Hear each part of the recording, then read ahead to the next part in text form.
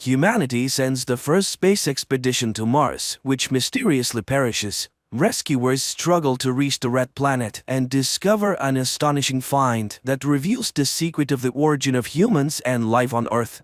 I don't know what the hell we just did. A party is held at the house of astronaut Luke Graham in honor of his departure to Mars. Families of his friends and colleagues gather, and the man says goodbye to those staying behind, including his friend Jim McConnell, who had long been preparing for this flight but had to leave the project due to his wife's illness. The friends wish Luke a safe flight and remember the deceased woman. She would have been happy that the mission takes place. In 2020, the first manned expedition arrives on the red planet. Soon people discover a strange white formation near the base in the Cydonia region, which they suspect is the extrusion of a layer of water which will be useful for future human colonization. Transmitting the news of the find to the command center aboard the International Space Station, 4 crew members head to the location of the formation for further research. Arriving on site, people see a tall mountain which radar identifies as metallic. Then the astronauts begin to hear a strange low sound, but they think is just interference from their Mars rover.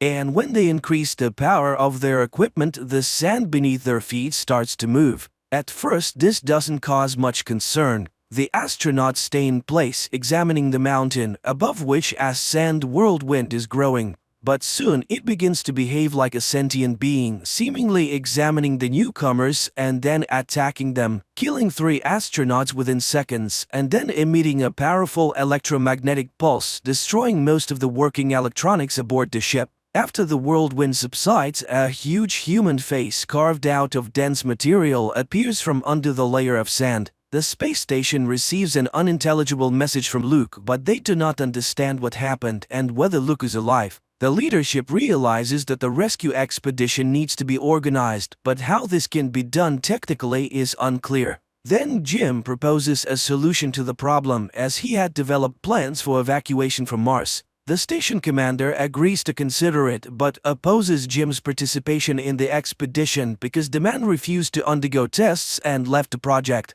Woody Blake insists on including his friend in the crew, as his refusal to go on the first flight was for a good reason. He was very worried about his wife. Moreover, it was he and his wife who studied and designed the flight to Mars. So Jim knows more about this planet than everyone else, which will undoubtedly help in the rescue mission. Hearing his arguments, the commander agrees, and the rescue ship with a team of 4 people heads to Mars. In addition to Woody and Jim, the crew includes specialist Terry Fisher, Woody's wife, and Phil Ohlmeyer.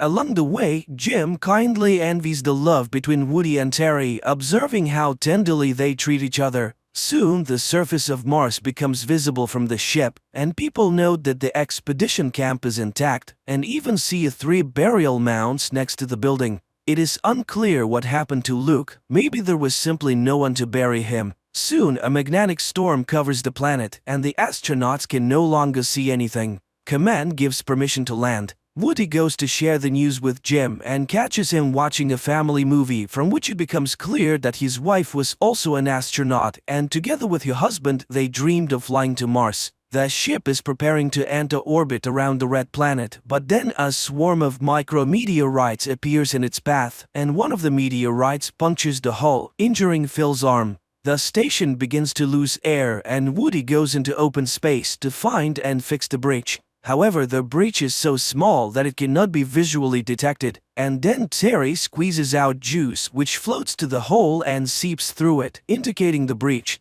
However, the crew does not notice another breach in the fuel line of one of the main engines. When the engine ignites, the fuel displaced into space explodes, destroying the ship. The crew has no choice but to quickly don their spacesuits and venture out into open space, hoping to maneuver to the supply module left in orbit from the first expedition. They find the module, but it is moving on a lower orbit than theirs, and too fast. Woody uses up all the fuel in his rocket pack to reach the module and secures a rope to it. However, he fails to stop his own flight and continues to fall towards Mars. Terry, wanting to save her husband, detaches her rope and goes after him. But Woody, realizing that if she continues to try to save him, she will face certain death, removes his helmet and perishes. Crying, Terry watches her husband's body fall to the planet and then returns to the others. The three astronauts land on the planet using the module. Although the module itself will not be able to take off again, the rescuers brought with them new motherboards for the first expedition ship, replacing the burnt-out ones. Upon arriving at the base of the first expedition, they explore it, but find no one. Although the living quarters are completely intact, Jim goes to the greenhouse and is amazed that all the plants are doing well, everything is functioning and working. The astronaut removes his helmet, and in the reflection on the water he sees Luke with an axe attacking him. Not believing that this is a real person, not a vision, the man is seized, and only then does he begin to believe that they have come for him. The astronauts understand that Luke is not entirely mentally stable, as he has spent more than a year on Mars in complete isolation from the world. After recovering from the sandstorm attack, he buried the deceased and began studying the strange structure. He shows the rescue team the video recording of the discovery that cost his crew members their lives, and people are astonished, realizing that they are looking at the face of a humanoid. He then demonstrates his most important find, a recording of the sound he heard near the formation. After several months of analyzing the sound, he understood that it represents a diagram of human DNA on a rectangular coordinate system in space. Someone left it here as their signature. But later, remembering how Phil created the DNA of his ideal lover from candy, Jim realizes that this is not a signature. In reality, it is a peculiar test left by the creators instead of a lock guarding the entrance to somewhere. It turns out that the first expedition perished because they answered incorrectly. Instead of complementing the DNA proving that they were humans, the astronauts directed radar at the face. Since the answer was wrong, the structure's security system, the sandstorm, destroyed the intruders. The team heads to the Sphinx, but first they send a robot and transmit a signal with the supplemented DNA through it. A bright light shines from an entrance that appears in the face. Everyone except Phil, who stays behind to fix the ship, goes to the face. Jim gives Phil the order to take off at a precisely determined time, even if they don't return. Then the people enter a white room, the door closes, and the astronauts lose contact with the ship. Soon the room fills with Earth's atmosphere, and the people remove their helmets. Immediately behind them, another airlock opens, and upon passing through it, the astronauts find themselves in a dark room where they see a massive three-dimensional projection of the solar system. Then a hologram of a Martian appears, silently explaining to the people that in the distant past, a massive asteroid struck Mars, destroying the planet's ecosystem, which strongly resembled the Earth's. The Martians had to evacuate their race to other star systems, but they also sent a ship from Mars to neighboring Earth, containing the seeds of future life. Hundreds of millions of years later, multicellular plants and animals appeared on the planet, and no one could explain how it happened. Many years have passed since this panspermia. The new forms that emerged from the sent DNA evolved and became humans. They were supposed to return home to Mars one day so that the Sphinx would recognize them as the descendants of the grandiose experiment. The hologram reaches out to the Earthling, conveying that they belong to the same species. The Martian hologram disappears, and in front of them opens the hatch of a spaceship, on which someone from them can fly to the new home of the Martians. At this time, Phil unsuccessfully tries to contact his friends and prepares for takeoff. The people hear his warning that the storm is getting stronger and will soon engulf the ship. They realize that they need to hurry. But Jim refuses to return to Earth when the opportunity to fly to another galaxy arises. He is sure that this is an invitation and he was born precisely to reach the new world.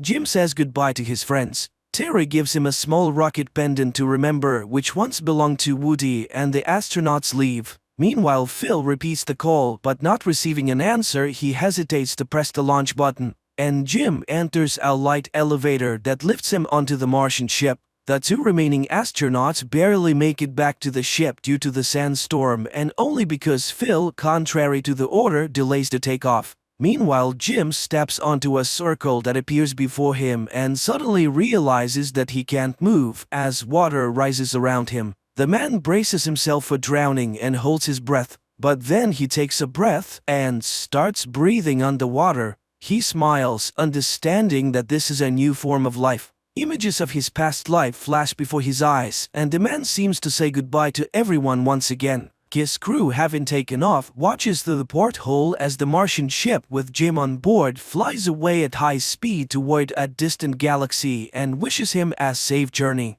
This good, kind-hearted science fiction film that was shot many years ago does not stand out for its dynamic plot, but despite numerous scientific inaccuracies, it is interesting to watch and keeps the tension until the last seconds.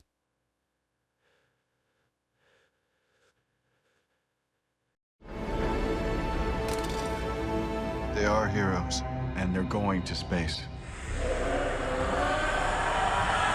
In 1963, the Cold War between the USA and the USSR intensifies, and nuclear war seems inevitable. Understanding that humanity could be wiped off the face of the earth, President John Kennedy orders the development of a secret plan to ensure humanity's survival. A group of scientists creates the spaceship Ascension and selects 600 volunteers who are sent to Proxima Centauri with the task of colonizing the planet. But the journey will take hundreds of years, meaning generations will succeed one another. 2 generations later, the ship is mainly inhabited by the grandchildren of the first astronauts, and the environment reflects the 1960s. In honor of the 51st anniversary of the launch, a grand party is held on the ship. Looking at the inhabitants, it seems the mission has been successful. People have obviously adapted to the living conditions. However, the first impression is deceptive, as social inequality exists here too. Wealthy and well-off families get good jobs and live on the upper decks, while the poor are limited in comfort. One day, a young woman named Lorelei picks up a package from the butcher and goes to swim on the artificial beach. But shortly afterward, a girl named Krista finds her lifeless body and alerts the ship with a loud scream.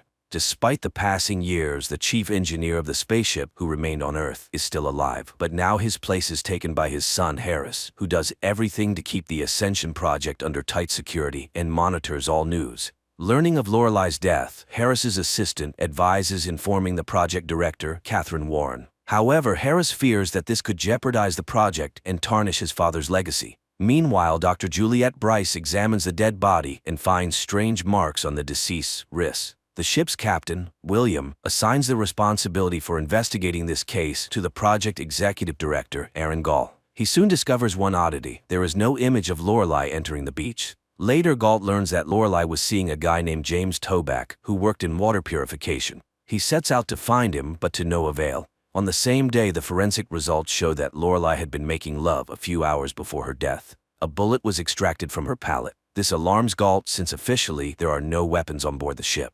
He immediately informs the captain of the news. Meanwhile, Krista has to be hospitalized, as she is shocked by the incident and says someone is watching her. But even as she begins to recover, the girl insists that there is no life in space, so they must return to Earth. She is also sure that Lorelei died because she learned something forbidden. Soon, Galt apprehends James Toback. The guy admits he saw Lorelei on the day of her death. However, she left abruptly after a quarrel, and he was not close to her that day. Galt and Toback go to the beach and start searching for clues. Suddenly, they stumble upon a hidden passageway that Lorelei apparently used, explaining her absence on the surveillance footage.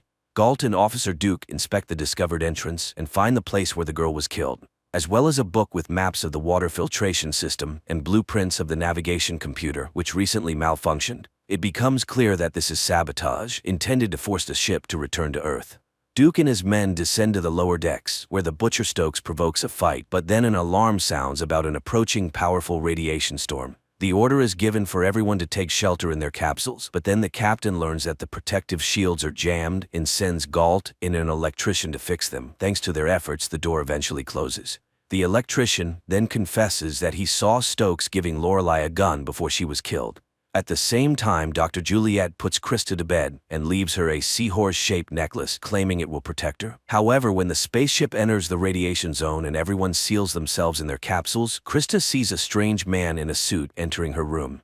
After the ship safely passes through the radiation storm and everyone is allowed to exit, Galt and Duke go to the lower deck again, find a gun with Stokes, and take him into custody. The man is interrogated, but he continues to insist that he was framed because he is from the lower deck and it is easy to make him the culprit.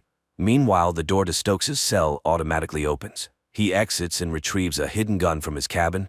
After the funeral, Galt speaks to the captain. William admits that he was close to Lorelei, but he did not kill her. It is then that Stokes appears, taking a random girl hostage. he demands a fair trial. Galt lunges at Stokes, freeing the girl. The captain quickly leads her to safety, while Stokes and Galt continue to fight. In the end, Stokes is ejected into space, but instead of instant death, he lands on an inflatable mattress where a group of people detains him. It becomes clear that the entire project is just a simulation, a test of the viability of generations of people in spaceflight. But the people on the ship believe they were sent on an important mission and have been flying in space for 51 years. Director Warren somehow learns about the recent events. Enraged, she storms into the Mission Control Center and warns Harris not to hide anything. Harris claims that Stokes is the murderer, but the director is not convinced, and she sends a consultant named Samantha Kruger to oversee the project. At the same time, an unknown man sets a bomb in the ship's cobalt generator, which explodes after some time. Harris and Kruger rush into the facility housing the spaceship. Fortunately, there are no reports of casualties, and the injured are taken to the medical center. Captain William inspects the explosion site and discovers graffiti on the wall, confirming it was a deliberate act. But fearing accusations of incompetence, he conceals the true cause. Outside, Kruger demands access to the surveillance footage. On the ship, Galt goes to the lower decks to meet with the person responsible for the generators, named Dwight, but he panics and attacks the director.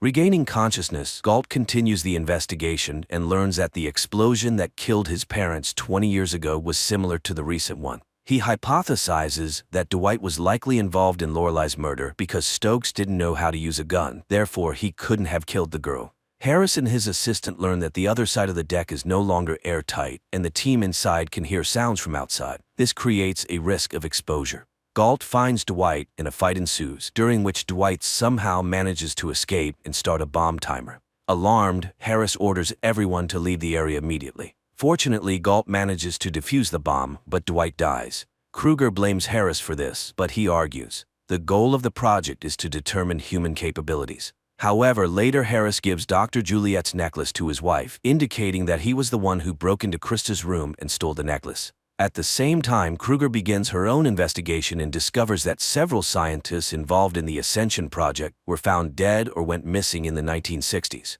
Meanwhile, on the ship, everyone prepares for the next round of vaccinations, but Krista refuses the shot, convinced that they want to kill her. The librarian volunteers to take the shot instead, but after receiving the medication, she loses consciousness. Kruger demands an explanation, but Harris insists that these are routine immunizations and is concerned for the girl who didn't get the shot. He orders the medicine to be added to milk, but Krista figures out his plan and pours it out.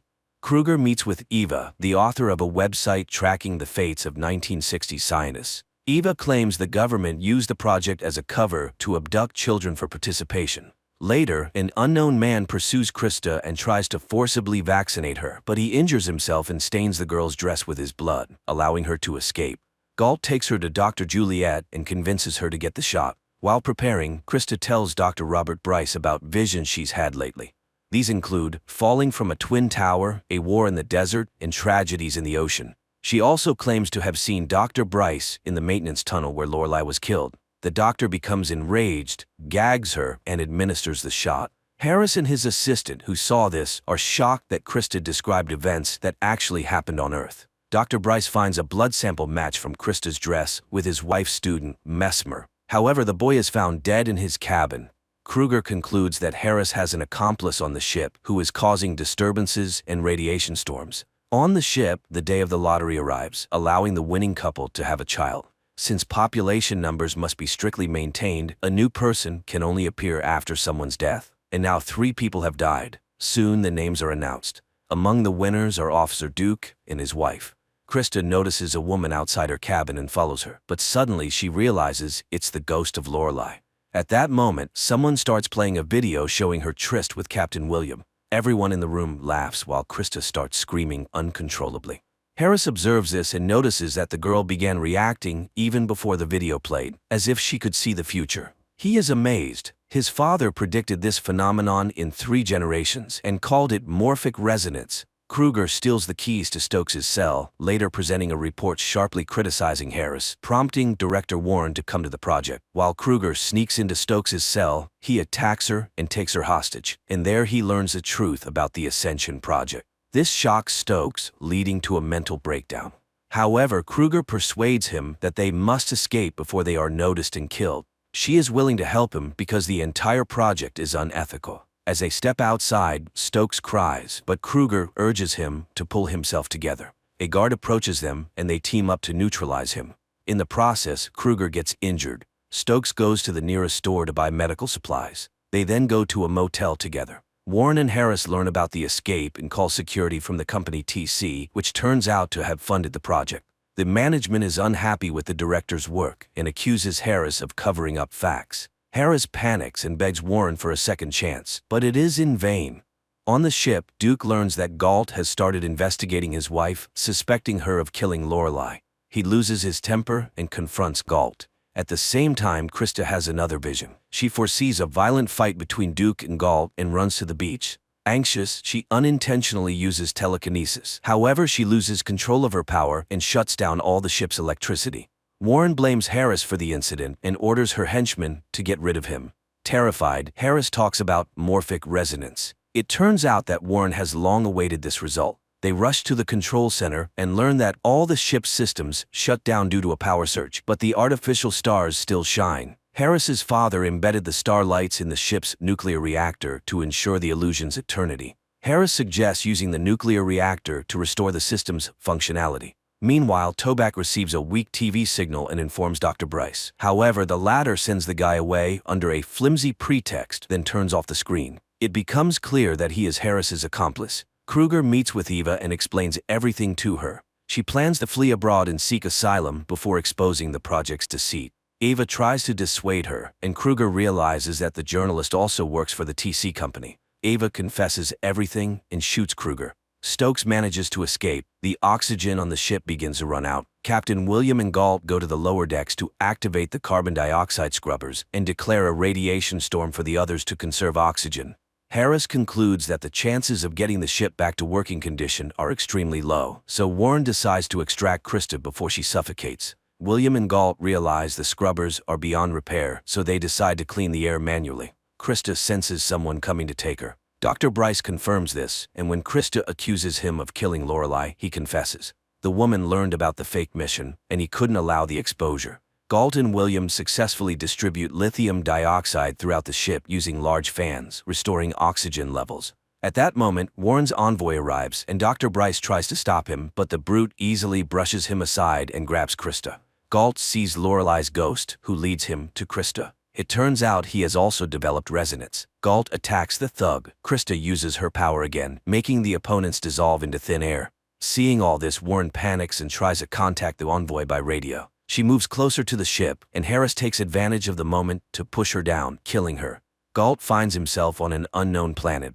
The idea is generally good, especially for fans of detective fiction, and one can't help but wonder, what if Earth is the same kind of spaceship, and all the people on the planet are participants in an experiment?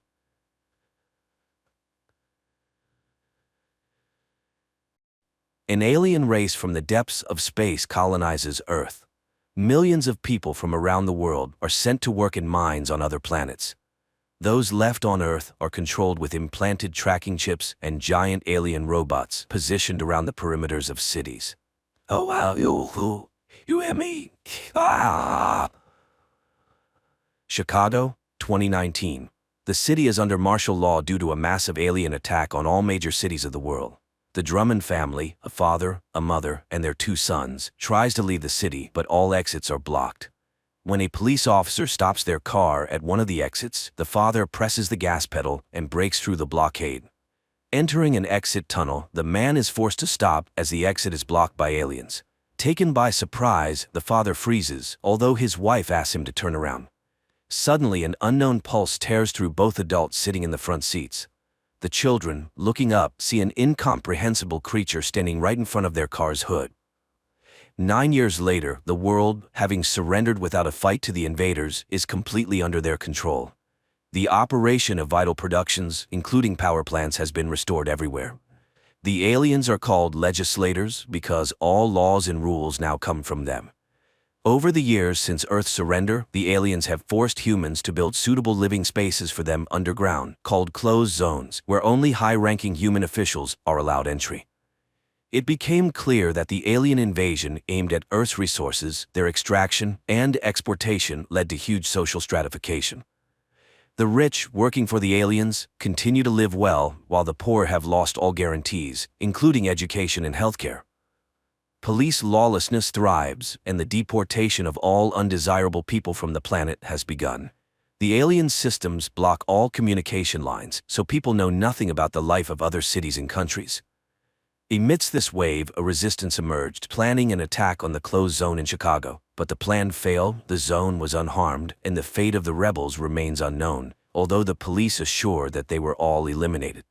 And this was supposed to be the first spark from which a flame would ignite. 9 years after the failed uprising in Chicago, the police monitor anyone who raises even the slightest suspicion. Detective William Mulligan reviews video recordings from Gabriel's apartment, whose brother Rafe died in the uprising and was posthumously named a hero of the resistance. The guy goes through his usual morning routines, then wakes up his girlfriend, showing her a photo taken on the other side of the lake, where visiting is now prohibited. But the girl does not want to believe in a change in their lives and asks not to invent the impossible. Gabe leaves the house where his friend, who has obtained and repaired a boat, is already waiting for him, so they can sail out of the city tonight. But Gabe reminds him that he is under round-the-clock surveillance. Meanwhile, Mulligan reviews the newspapers and sees an advertisement for the Phoenix fire suppression system, after which he goes to his old friend Jane, who now runs a brothel. At the entrance, he sees the Phoenix emblem on the wall and notices the police chief. The owner greets Mulligan as a good friend and hands him a gift box, mentioning the Donnans and their gifts. Returning to the police station, he shares his findings. Phoenix exists and is preparing something for the New World Masters, but his partner does not believe that anyone could have survived the last purge. At this time in the subway, two resistance members meet because the newspaper advertisement is a battle readiness order given by their leader, whom they call First. He has learned that there is an entrance to the zone through the stadium, and soon there will be a Unity Festival, which high-ranking aliens will attend. The only thing left is to infiltrate. The next day, Gabe goes to work, having passed through the recognition system, since every person now has an identifier chip inside. The guy works in a data restoration center where he views millions of private videos a day and checks browser history requests. He sends all the collected information to the Central Information Center and destroys the carriers. Later, he receives a cigarette containing an unknown substance from his colleague and hides it behind his ear. After work, Gabe exits to the outside with a crowd of other workers and sees arriving guards grab and lead away one of the women. At the same time, an alien transport ship is sending off another batch of people as slaves for the alien mines from Earth. And around the perimeter of the city stand giant alien robots to prevent people from escaping. Gabe goes to the boat but is horrified at the sight of the weapon in his friend's hands. If they get caught, they will be instantly destroyed. Their scuffle is interrupted by the appearance of Mulligan, who orders Gabe to get into his car. He reminds the boy that he was his father's partner and now asks not to repeat his brother's mistakes and make the right choice. Gabriel has no information about Phoenix, and he does not intend to snitch, so the conversation goes nowhere. Gabriel goes to the person he is supposed to sell the acquired cigarette to, but the potential client pushes the boy into his van and, putting on them special collars that jam the tracking chip signal, drives him to the center of a destroyed district, where in one of the surviving buildings, Gabe meets his living brother. After a joyful reunion, Rafe tells him that he is the only survivor from his group. Unknown to him, Craftsman removed his chip, and now he has joined a new group. He takes the cigarette and, giving his brother a large sum of money, orders him to leave the area because Phoenix plans to attack the invaders. The brothers argue about the necessity of the uprising, but Rafe is sure that as long as there is time to fight, they should fight. Gabriel then rushes into his apartment and hurriedly starts packing, convincing his girlfriend to join him. The girl tries to persuade the boy to stay, and seeing the money and learning that Rafe is alive, asks the boy to think carefully, as they could then be recorded as accomplices. The couple argues, unaware that the police are closely listening to their conversation. Gabe leaves alone, but immediately encounters Mulligan, who was following him. Gabriel runs away from Mulligan and hides in the secret passages underground. He puts on the remaining collar, and the aliens' drones do not lose sight of him. Mulligan returns to the station, where he has an entire room dedicated to Phoenix and notes that Rafe might be alive. At this time, Rafe's carrier pigeon reaches the recipient, and the information is passed along the chain to a secret IP center, where upon entering the received numbers, its worker displays Phoenix's target, an official who will gain access to the closed zone that day. The newspapers immediately publish Phoenix's announcement, and the group members receive the call. One of them, working on the radio, plays a conditional track heard by a man with a dog who immediately takes her for a walk. Her bark is heard by a mechanic girl who rushes to her car. Later they arrive at an underground clinic where a doctor performs complex operations to remove the tracking chips. Then, he hands over the chips extracted from law-abiding citizens previously deceased from diseases, as well as special containers that need to be kept in the mouth, so they too will be recognized as law-abiding citizens. Meanwhile, one of the resistance members, serving as a priest, meets with Rafe. The pair goes to an arms dealer and receives invisible explosive material from a girl extracted from a crashed alien ship. If attached to an organic carrier's skin or hair, scanners will not be able to detect it. Later, the resistance group gathers together.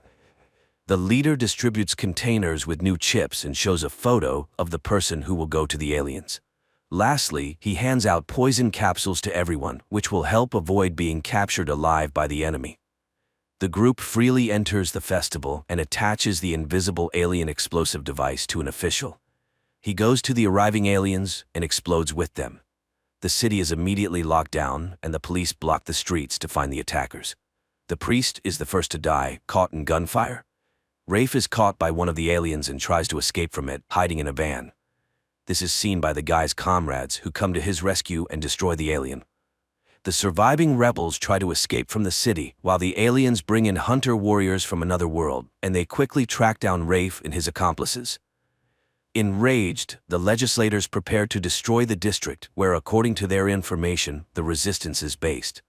Mulligan tries to persuade the police chief, who is heading to report to the aliens, not to allow this because he needs time to catch the suspects. But he is reminded that the decision is made and his search interests no one. Raids begin in the city, during one of which Gabe is captured, while his brother and two of his comrades reach the station and board buses 2 minutes before the expiration of the chips from law-abiding citizens. But when it seems they have managed to escape, the buses are stopped by the hunters. Realizing his capture is inevitable, one of the group takes the poison capsule. The mechanic girl attacks a hunter and is instantly vaporized. Rafe tries to run but is captured and brought to the police, where his brother is being interrogated at the same time. Mulligan shows him how Rafe is tortured to make him talk about Phoenix and give up first. Gabe learns that the city is preparing for destruction and agrees to send a message to the leader. He is brought to the surviving members of the resistance, and hearing that the guy allegedly knows ways into the zone, they agree to connect him with First. Gabe is brought to Jane Doe, who is number 1 and the leader of the resistance in the city. Upon seeing the boy, the woman calls him by name, which confuses Gabrielle, and at that moment, a police squad raids the brothel and kills Jane. The investigation reveals that Jane had installed listening devices to record conversations with police officers she served to gather secret information. Later, during a briefing with the aliens, Mulligan names the members of Phoenix who, learning about the death of First, voluntarily left this life. Before the invasion, Jane was a history teacher and changed her profession to gather secret information. Mulligan presents recordings obtained in the brothel, where it is heard that the police chief actively leaked secret information about the aliens. Captured resistance members are deported to alien mines, and Mulligan, having declared the neutralization of the Chicago threat, is appointed acting commissioner. Later, he meets with Gabe and puzzles the boy with a new thought. What if the failure of the uprising was planned? And he hands the boy a memory card, extracted from a phone once given to him by Jane. The next day, Gabe views its contents, a video dedicated to a party before his birth, where close family friends record messages for him. There, he sees both Mulligan and Jane Doe, who was acquainted with his mother, as well as some other members of Phoenix. Meanwhile, Mulligan is allowed to arrive at the Earth Control Center and meet with the legislators in their habitat. As he heads to the spaceship, the same invisible substance that was part of the explosive used in the stadium attack manifests on him, explaining that Mulligan is also part of the resistance, and the plan was organized so that he could infiltrate the main alien base and set off an explosion. During the credits, a map shows that the plan worked, and the city blockades were successfully lifted, after which many resistance foci flared up everywhere. This means that the plan to light a match and ignite a bonfire was a success, and humanity begins an active fight against the alien oppressors. Despite the film being labeled as science fiction, the message here is quite realistic.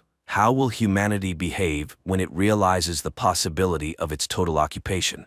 Also, the filmmakers draw belief in victory from the history of humanity, using Lenin's motto, "A spark will kindle a flame."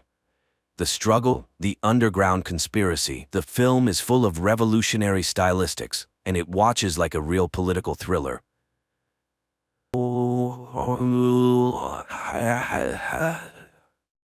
Los Angeles, October 6th. For Mark Benford, the day begins as usual. After kissing his wife and young daughter Charlie goodbye, the FBI agent prepares for work and meets Nicole, the young nanny who looks after the girl. Olivia is also getting ready for her shift at the nearby clinic, but before leaving, she dials the number of her assistant, Bryce.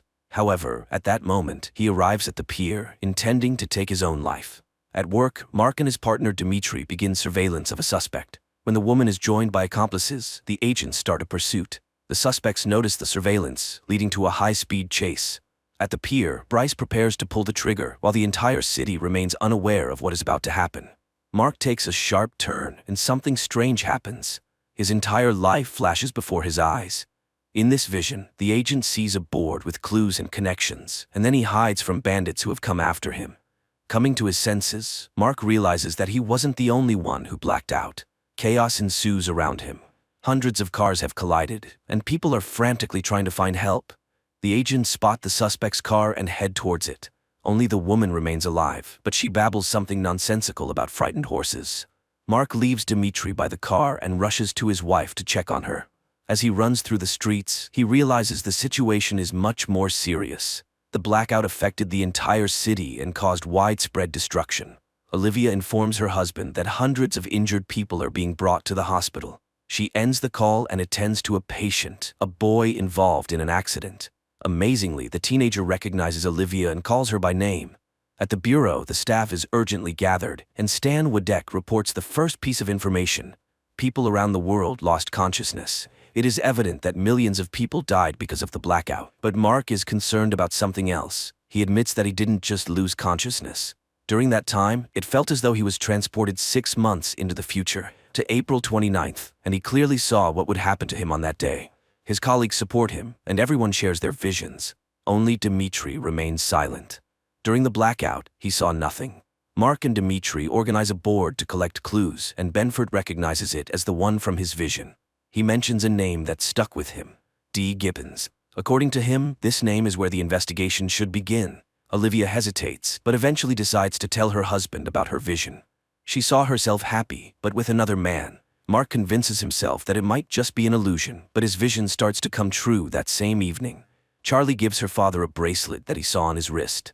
Olivia has to take Charlie to the clinic so she won't be left alone. While she revives her daughter's favorite toy, Lloyd, the father of the injured boy. Dylan enters the room. The doctor is horrified to recognize Lloyd as the man from her vision, but he doesn't recognize her.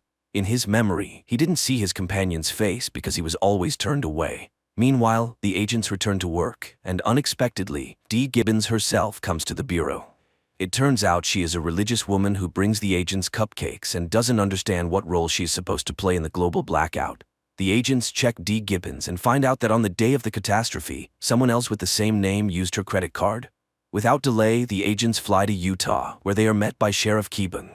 During the conversation, the young woman mentions that she, like Dmitri, saw nothing during the blackout, and the guy hopes that it was just a peculiarity of some people. While the agents try to find Dee Gibbons, the bureau studies a strange video. A man who remained conscious was spotted at a baseball stadium. Mark notices an abandoned doll factory, and recalling an image from his vision, suggests checking the building. The agents immediately realize that someone is inside the factory, but they fail to remain unnoticed. An alarm goes off, and hundreds of dolls begin to sing. Mark and Dmitri find the suspect, but they don't see his face. The psychopath utters a strange phrase and throws a lit lighter. Sheriff Keeban dies from shrapnel injuries. Dmitri understands that his fear is not unfounded. He didn't see his future because that day will not come for him. Checking Dee Gibbons' phone yields results. The unknown person called an unidentified guy from the stadium. Hawk tells Dmitri about her vision. The girl saw herself pregnant in an ultrasound room. Following her colleague's advice, she decides to post her vision on the website that the FBI created to collect memories. Noah decides to follow suit. He also posts his information on the Mosaic website, stating that he saw nothing. The guy's inquiry is answered that same evening. An unknown woman calls from a hidden number and says she saw an intelligence report. According to it, the agent will die on March 15th, a maximum security prison in Germany. One of the inmates, Rudolf Geyer, strolls through the yard chatting with a guard about the blackout. That same day, Mark receives a message from the old man. He knows what caused the blackout, but will only tell Agent Benford in person. Dmitri meets Zoe, his fiancée. The girl happily tells him that in her vision she saw their wedding in Hawaii, and the agent begins to hope that he can change his fate. Mark gets permission for a trip to Munich. He meets with the old man, but Geyer promises to reveal the truth only if he is deported to the US and all charges against him are dropped. Dmitri meets the customs officer from Geyer's vision, and he confirms the old man's memories. The old prisoner gets his way. He receives a pardon, but when it comes to his testimony, it turns out that he only knows about the dead crows and that it is somehow connected to the scriptures. Benford hopes that the old man's words will be of some use. He asks Hawk to check all cases of mass bird deaths. The agents manage to find out that a similar incident was recorded in Somalia many years ago. Mark asks to be sent to Somalia, but after the failure in Germany, the agent's request is denied. Then Benford asks Al to contact a former suspect in a hacking case to help him obtain the necessary information. Meanwhile, Dmitri returns to interrogate the girl they were tailing on the day of the blackout. The guy is sure she knows what happened, but she insists that the agents are looking in the wrong place and that Dmitri should hurry, as he has little time left. Despite Olivia's request to transfer Dylan, he is kept in the ward, but she doesn't even suspect that the boy's father, Lloyd, poses a threat not only to her family. Answering a phone call, Lloyd talks to his accomplice, the one who, together with him, caused the worldwide blackout. The agents are attacked. This prompts the CIA to get involved, and all agents are sent for a polygraph test to determine why someone is now trying to eliminate them. After the interrogation, the government convenes a meeting to decide whether to continue funding the Mosaic project. Stan understands that this is the only way to gather enough information, and they must defend their case. The Senate hearings begin at 10:30 p.m., and the floor is given to Agent Benford. Mark starts to falter in his testimony because he hesitates to tell the truth. In his vision, he was drunk. While Mark struggles, his colleagues find something interesting. In satellite images, they find strange towers in Somalia. Hawk immediately informs Mark of the discovery. After a private conversation with the president, Stan finds his subordinates and tells Mark that they have secured funding. Mark calls Janice to share the good news and to warn her that they will soon return from Washington, but at that moment, the agents are attacked for the second time. In the dining car, a passenger notices an attractive fellow traveler, and to get her attention, he starts talking about the blackout. While he tries to charm the beauty, hoping to lure her to his compartment, Janice Hawk is brought to the hospital in critical condition. Learning about the attack, Olivia tries to call her husband, but soon, he personally appears at the hospital with his colleagues. The agents visit the deceased attackers. Examining the bodies, Dmitri finds a mark on one of them, a blue hand.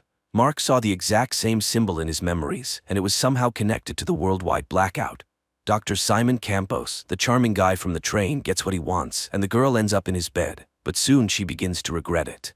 The stranger tells her that in his vision, he takes someone's life and enjoys it. Lloyd arranges a party for his son and brings him a Halloween costume. But as soon as the man gets distracted, Dylan leaves. The boy gets on the first bus he finds and makes his way to the right address. Dylan enters the Benford house, uninvited, calling it his home. Dmitri finds another blue hand, but this time on a road sign. Following the direction indicated, he sees another marker and continues on. The nanny calls Mark and tells him about the little guest. The man is shocked to learn that Charlie knows the boy well, even though she has never met him before. Lloyd arrives at the house and immediately recognizes it as the one from his vision. Mark also instantly understands who this man is, and when Olivia enters the room, everyone feels awkward. The agents arrive at an abandoned house, which is also marked with the blue hand. Breaking in, they find several bodies with their hands smeared in blue paint. Returning his son to the hospital, Lloyd decides to head home for some rest, but in the backseat of his car, an old acquaintance is waiting. Dr. Simon Campos, the pathologist, informs the agents that all the deceased found in the abandoned house had taken their own lives. Agent Fiona Banks arrives from London at the bureau. Her American colleagues brief her on the Blue Hand ghost community. It consists of those who did not see their future, including all the deceased discovered in the abandoned house. Dressed as ordinary guys, the agents head to the ghost club. But to enter, the guests must play Russian roulette. The agents watch in horror, but when the leader of the movement takes the stage, they reveal themselves and arrest him. During interrogation, Dimitri tries to find out who hired the Blue Hand members that attacked Hawk, but Sunderland refuses to answer any questions, fully aware of what lies ahead. In his vision, Agent Goff heard himself talking to a lawyer. Al confessed to the attorney that he was guilty of the death of a woman named Celia. Tormented by these memories, Goff leaves Dimitri a letter and heads to the roof. To change his fate and avoid being responsible for someone's death, he makes a fateful decision. In his final letter, Al gives hope to everyone who saw something terrible in their visions. He assures people that the future can be changed. Simon finds Lloyd at the hospital, and Lloyd tells his accomplice that he wants to make an official statement and reveal the truth to the world, that they were responsible for the global blackout. Meanwhile, Mark takes his wife to the coast for a romantic weekend, but their relaxation is interrupted by a phone call. Benford is informed that a criminal with star tattoos on his hand has been found, the one Mark saw in his vision. Simon proposes a poker game to his accomplice. If he wins, the secret remains a secret, and no one will know about the blackout. If Lloyd wins, the scientists will make an official statement. Simon is confident that luck will be on his side. Hawk is protecting a witness to a crime involving the criminal with the tattoo. At night, Janice requests help from Dimitri and Benford, and Mark recognizes the person from his vision. Not wanting to take any chances, Mark shoots, once again altering fate and killing the suspect. Lloyd bluffs and wins the game. He refuses the money and asks his accomplice to prepare for the announcement. Janice receives an enhanced image of the first suspect and now manages to see the ring on his hand. This could be the first significant lead. Benford tells his wife that he was able to change everything and eliminate the man with the star tattoos on his hand. But at the same time, somewhere, a new plan is being put into motion, involving another individual with the same tattoo. He delivers a suitcase with rings to an unknown old man. Experts manage to identify the alpha symbol on the ring that belonged to the original suspect. However, no one can yet determine its exact meaning. New information emerges. The NSA discovered that several months ago, a suspicious call was made to Dimitri's phone. Dimitri realizes which call is being referred to and demands that he be given the caller's information, the only way he can prevent his own death. Mark finds a message on his wife's phone about his vision. He tries to figure out which of his friends could have betrayed him, but both Aaron and Stan are outraged by Mark's suspicions and deny any involvement. The agents listen to a recording of the call Dimitri received. They managed to determine that the anonymous woman was in Hong Kong. Despite the boss's orders, Mark informs Dimitri that they are flying to Hong Kong. The agents arrive in Hong Kong, where a local colleague is already waiting for them. Stan is furious that his subordinates disobeyed his orders, but Mark risks his job to save his friend. Lloyd addresses the nation with an official statement. He admits that on the day of the catastrophe, they were conducting secret experiments and takes full responsibility. But listening to the scientist's speech, Mark suspects that the real cause may be hidden elsewhere. Stan demands that the scientist be brought to him for questioning. Hawk remembers that Lloyd's son is still in the hospital, and the boss sends her to speak with him. An unexpected event occurs. Simon Campos himself walks into Stan's office. The scientist insists that he disagrees with his colleague and believes that someone else caused the blackout. He agrees to help with the investigation if the agents grant him access to classified information.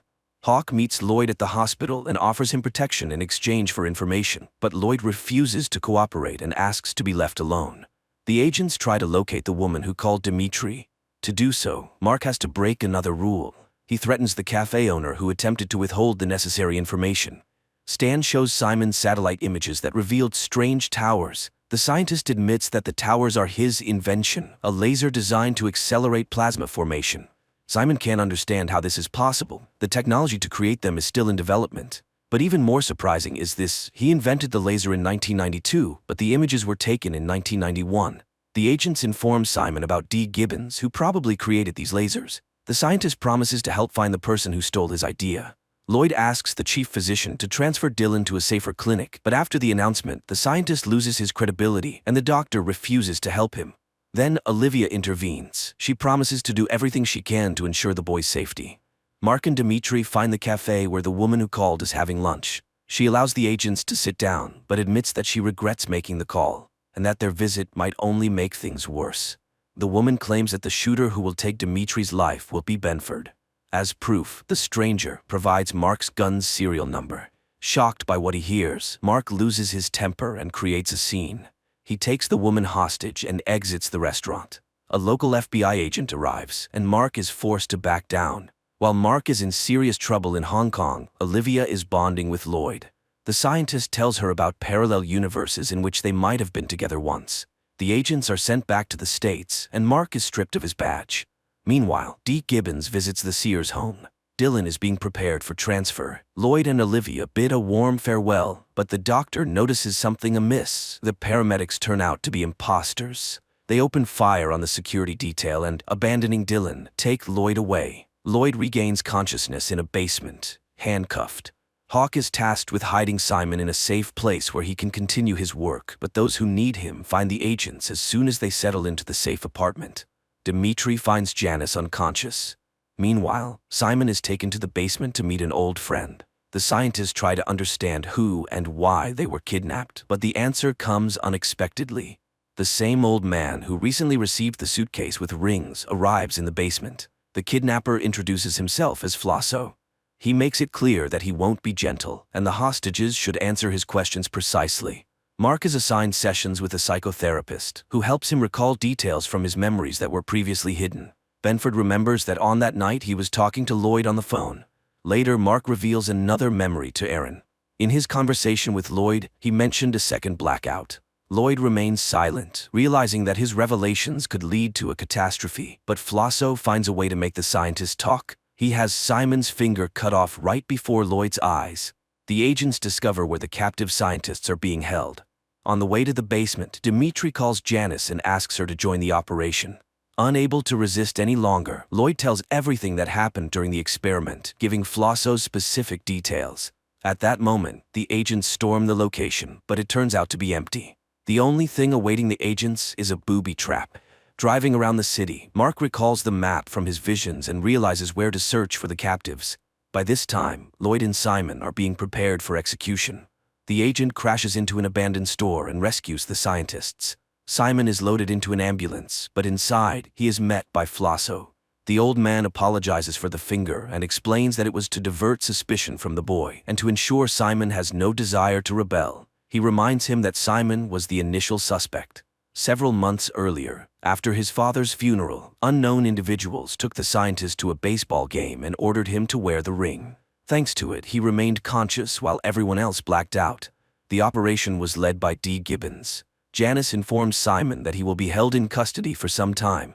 The young man stages a spectacle and manages to escape, but not for long. When he arrives in Canada, Hawk is already waiting for him with armed soldiers. Hawk agrees to stay in Canada so that Simon can visit his family. But once again, Simon outsmarts the agent and escapes, despite wearing a special bracelet. Simon heads to a boat owned by an old friend, confident that no one will find him there. However, Hawk beats him to the boat, arriving even before he does. The pair returns to Simon's house, pretending that nothing has happened. The family prepares for dinner, and their Uncle Teddy arrives. Simon opens the door for his relative and is greeted by Flosso. During dinner, a call comes in, and Simon's mother says it's Annabelle, his sister, who left home after the blackout. Flosso prevents Simon from answering the phone and shows him a video. His sister is being held hostage to ensure that Simon doesn't try to escape again. To further demonstrate the seriousness of his intentions, Flosso shows Simon a body in his trunk, the old man from the boat. Fed up with the blackmail, Simon decides to break free. He attacks Flosso and stops his heart. Mark brings Lloyd to his house and asks him to recall everything from his vision. Both men feel uneasy, but the agent knows that this is crucial for his investigation. Dimitri is confident that the Hong Kong woman's prophecy won't come true because he turned in Mark's gun for destruction, but attempts to change the future fail. The gun goes missing. The agents fly to Somalia to inspect the strange structures in person. Simon is part of the expedition, but he is denied a weapon. Meanwhile, in Los Angeles, Mark informs his boss that he has discovered Dee Gibbons' real name, Dyson Frost, and that somehow he will be connected to Charlie. The team of agents comes under fire. Their guide tries to explain that they are on a humanitarian mission, but this doesn't stop the Somalis who kill the translator. The Somali leader realizes that he's being lied to. He has already seen foreigners arrive and set up the towers many years ago. He locks the visitors up and promises to kill them, one by one. The agents manage to disable the guards and take their weapons. They reach the helicopter, but it's already being looted by locals, forcing the agents to come up with a new plan. The team attacks their opponents but doesn't have time to escape. They are once again confronted by the leader. This time, everyone understands that there will be no chance to fight back. One of the guards, out of fear, reveals the truth about the visitors. Learning that they are FBI agents, the Somali demands a large ransom to help him take over the country. Janice manages to persuade the leader. She convinces him that their mission is not to start a war, but to prevent one. The Somali helps the group reach one of the towers. Simon examines the structure with surprise, noting that it was built exactly according to his design, but long before he developed it. Dimitri discovers a videotape that has been stored in the tower for 18 years. On the tape, the Somali recognizes his fellow tribesmen, whom he believed died during the first blackout. The agents also identify the experiment's author. It was D. Gibbons. Exploring the tower's tunnels, the agents find a sealed room where villagers were imprisoned. Judging by the remains, the experiment's participants were killed. The Somali leader is enraged by what he sees and plans to take revenge on the Americans, but Vogel acts faster, leaving the Somali leader lying with his tribesmen. Dimitri reviews the tape again, and the next few seconds shock him. D. Gibbons from 1991 addresses him by name. The recording is sent to the department. Mark watches the message left by Gibbons many years ago. Following the criminal's clues, Benford deciphers the chess code and dials the phone number that Gibbons left specifically for the agents. Mark arrives at a chess club to meet someone who could help in the search for the scientist, but the only witness has been killed. Benford realizes that there is someone in the department leaking information. To find out who the traitor is, Agent Vogel gathers everyone in the conference room, and a special team searches the employees' offices. A bug is found on Mark's desk. Everyone with access to the office falls under suspicion, creating tension among the colleagues. The agents are most suspicious of Janice. Recently, she has taken many days off, which she struggles to explain, but she deflects suspicion by accusing Marcy, a colleague with family problems. Dimitri reviews the camera footage and notices a pattern. Marcy was signaling with a coffee cup. Mark looks up at the girl and she understands everything. A shootout ensues in the office. Marcy kills her colleagues and runs outside. Her accomplice arrives on a motorcycle to help her escape, but Janice manages to prevent the getaway. Benford receives a call from Dyson Frost. He offers the agent a personal meeting and promises to call back. Janice and Simon head to the underground parking garage where the girl suddenly stops. She tells the scientist that his signal has been received. Her boss is ready to talk to him. Simon realizes that Marcy was just a distraction. The real traitor has always been Hawk. The police inform the feds that a crime was committed the previous night using the stolen gun. Dimitri catches up with Marcy to find out to whom she passed the gun, but she only says that preventing Dimitri's death is impossible. The agents receive a signal that a criminal with Mark's gun is committing a crime in the city center. Dimitri steps forward, trying to distract the guy and persuade him to release the hostage. As soon as the assailant lowers his guard, Dimitri shoots. Despite the successful outcome, there is no relief. The gun in the attacker's possession has a different serial number. Agent Dimitri prepares for his wedding, trying not to think about the future. But while the bride and guests wait for him at the church, D. Gibbons attacks him at his home.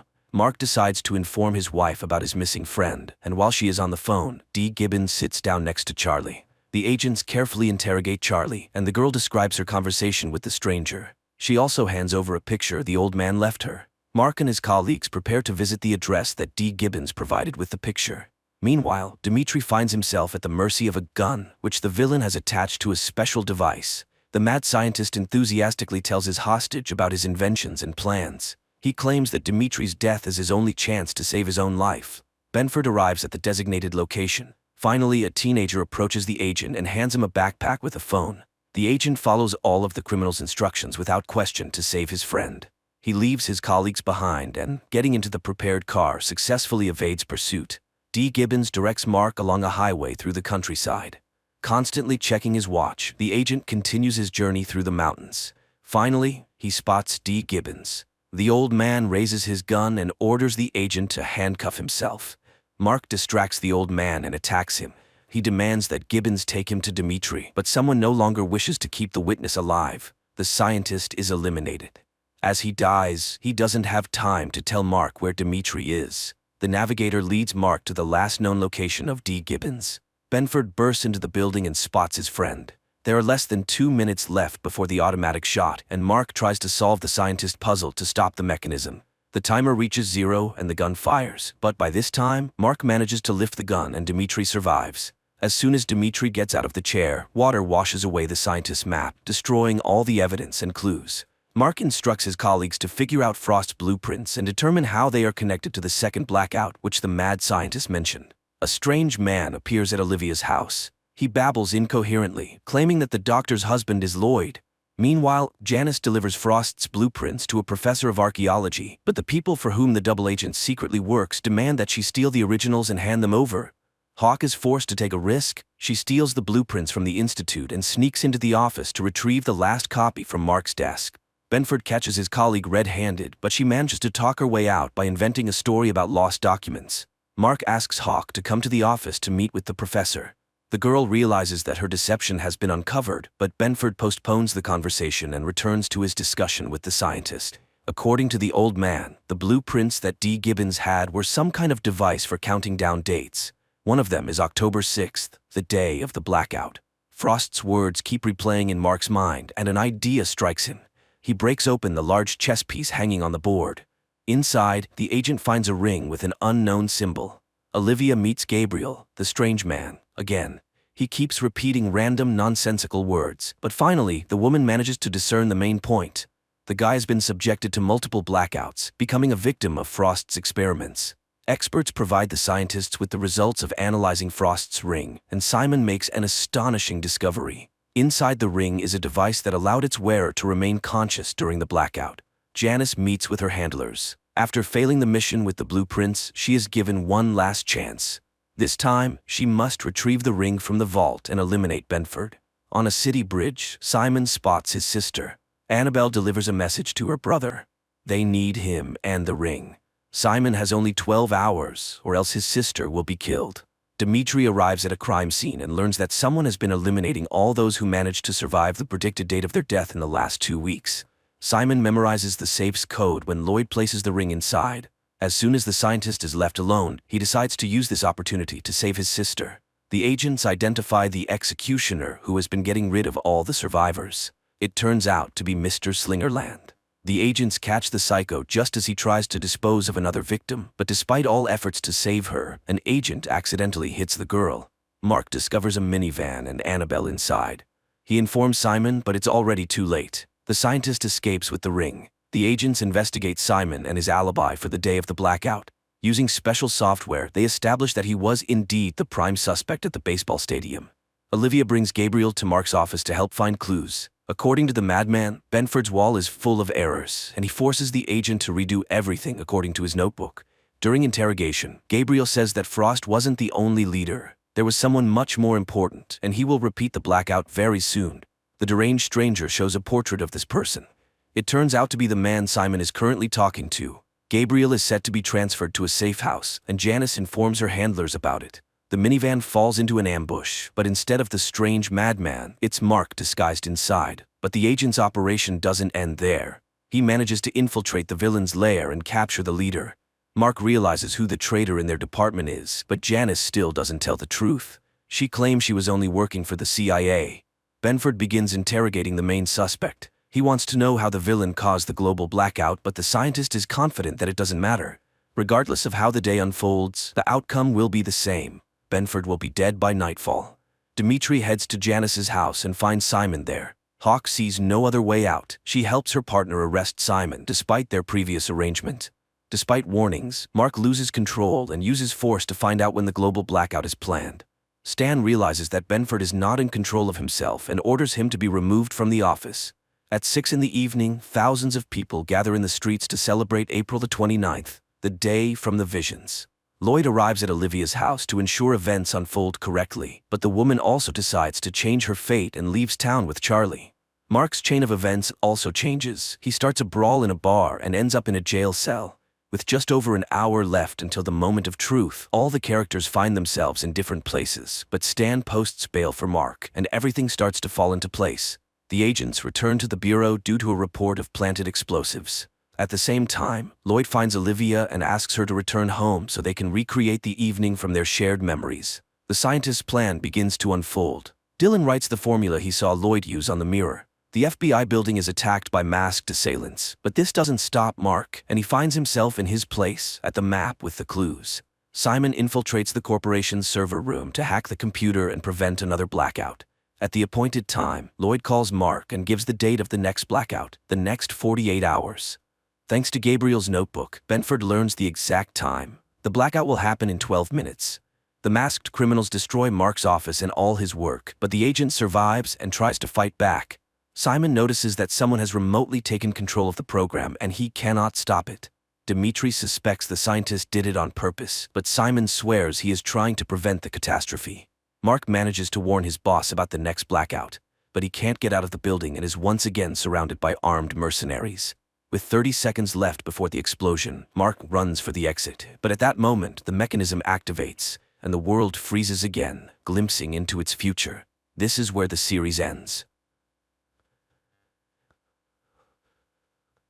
And the man opens his eyes in the middle of a lake with a red drone flying overhead. Visions of his family, spaceships, and shootouts flash before him. Finally gathering himself, the man swims towards the shore, accompanied by the drone, which he calls Ezra, to check his mental health. Suddenly cries for help echo from the lake, and another man, followed by a woman, appears. None of them remembers what happened to them. Fina recognizes the wreckage on the shore as the remnants of a warship called Karik, and Ezra recalls an invasion. Then the men discover the remnants of a car that must have been there for centuries. Apparently there used to be a road in this place. People remember the invasion, and it turns out they all died in different years. Moreover, Abram confesses that he is 67 years old, although he looks 25.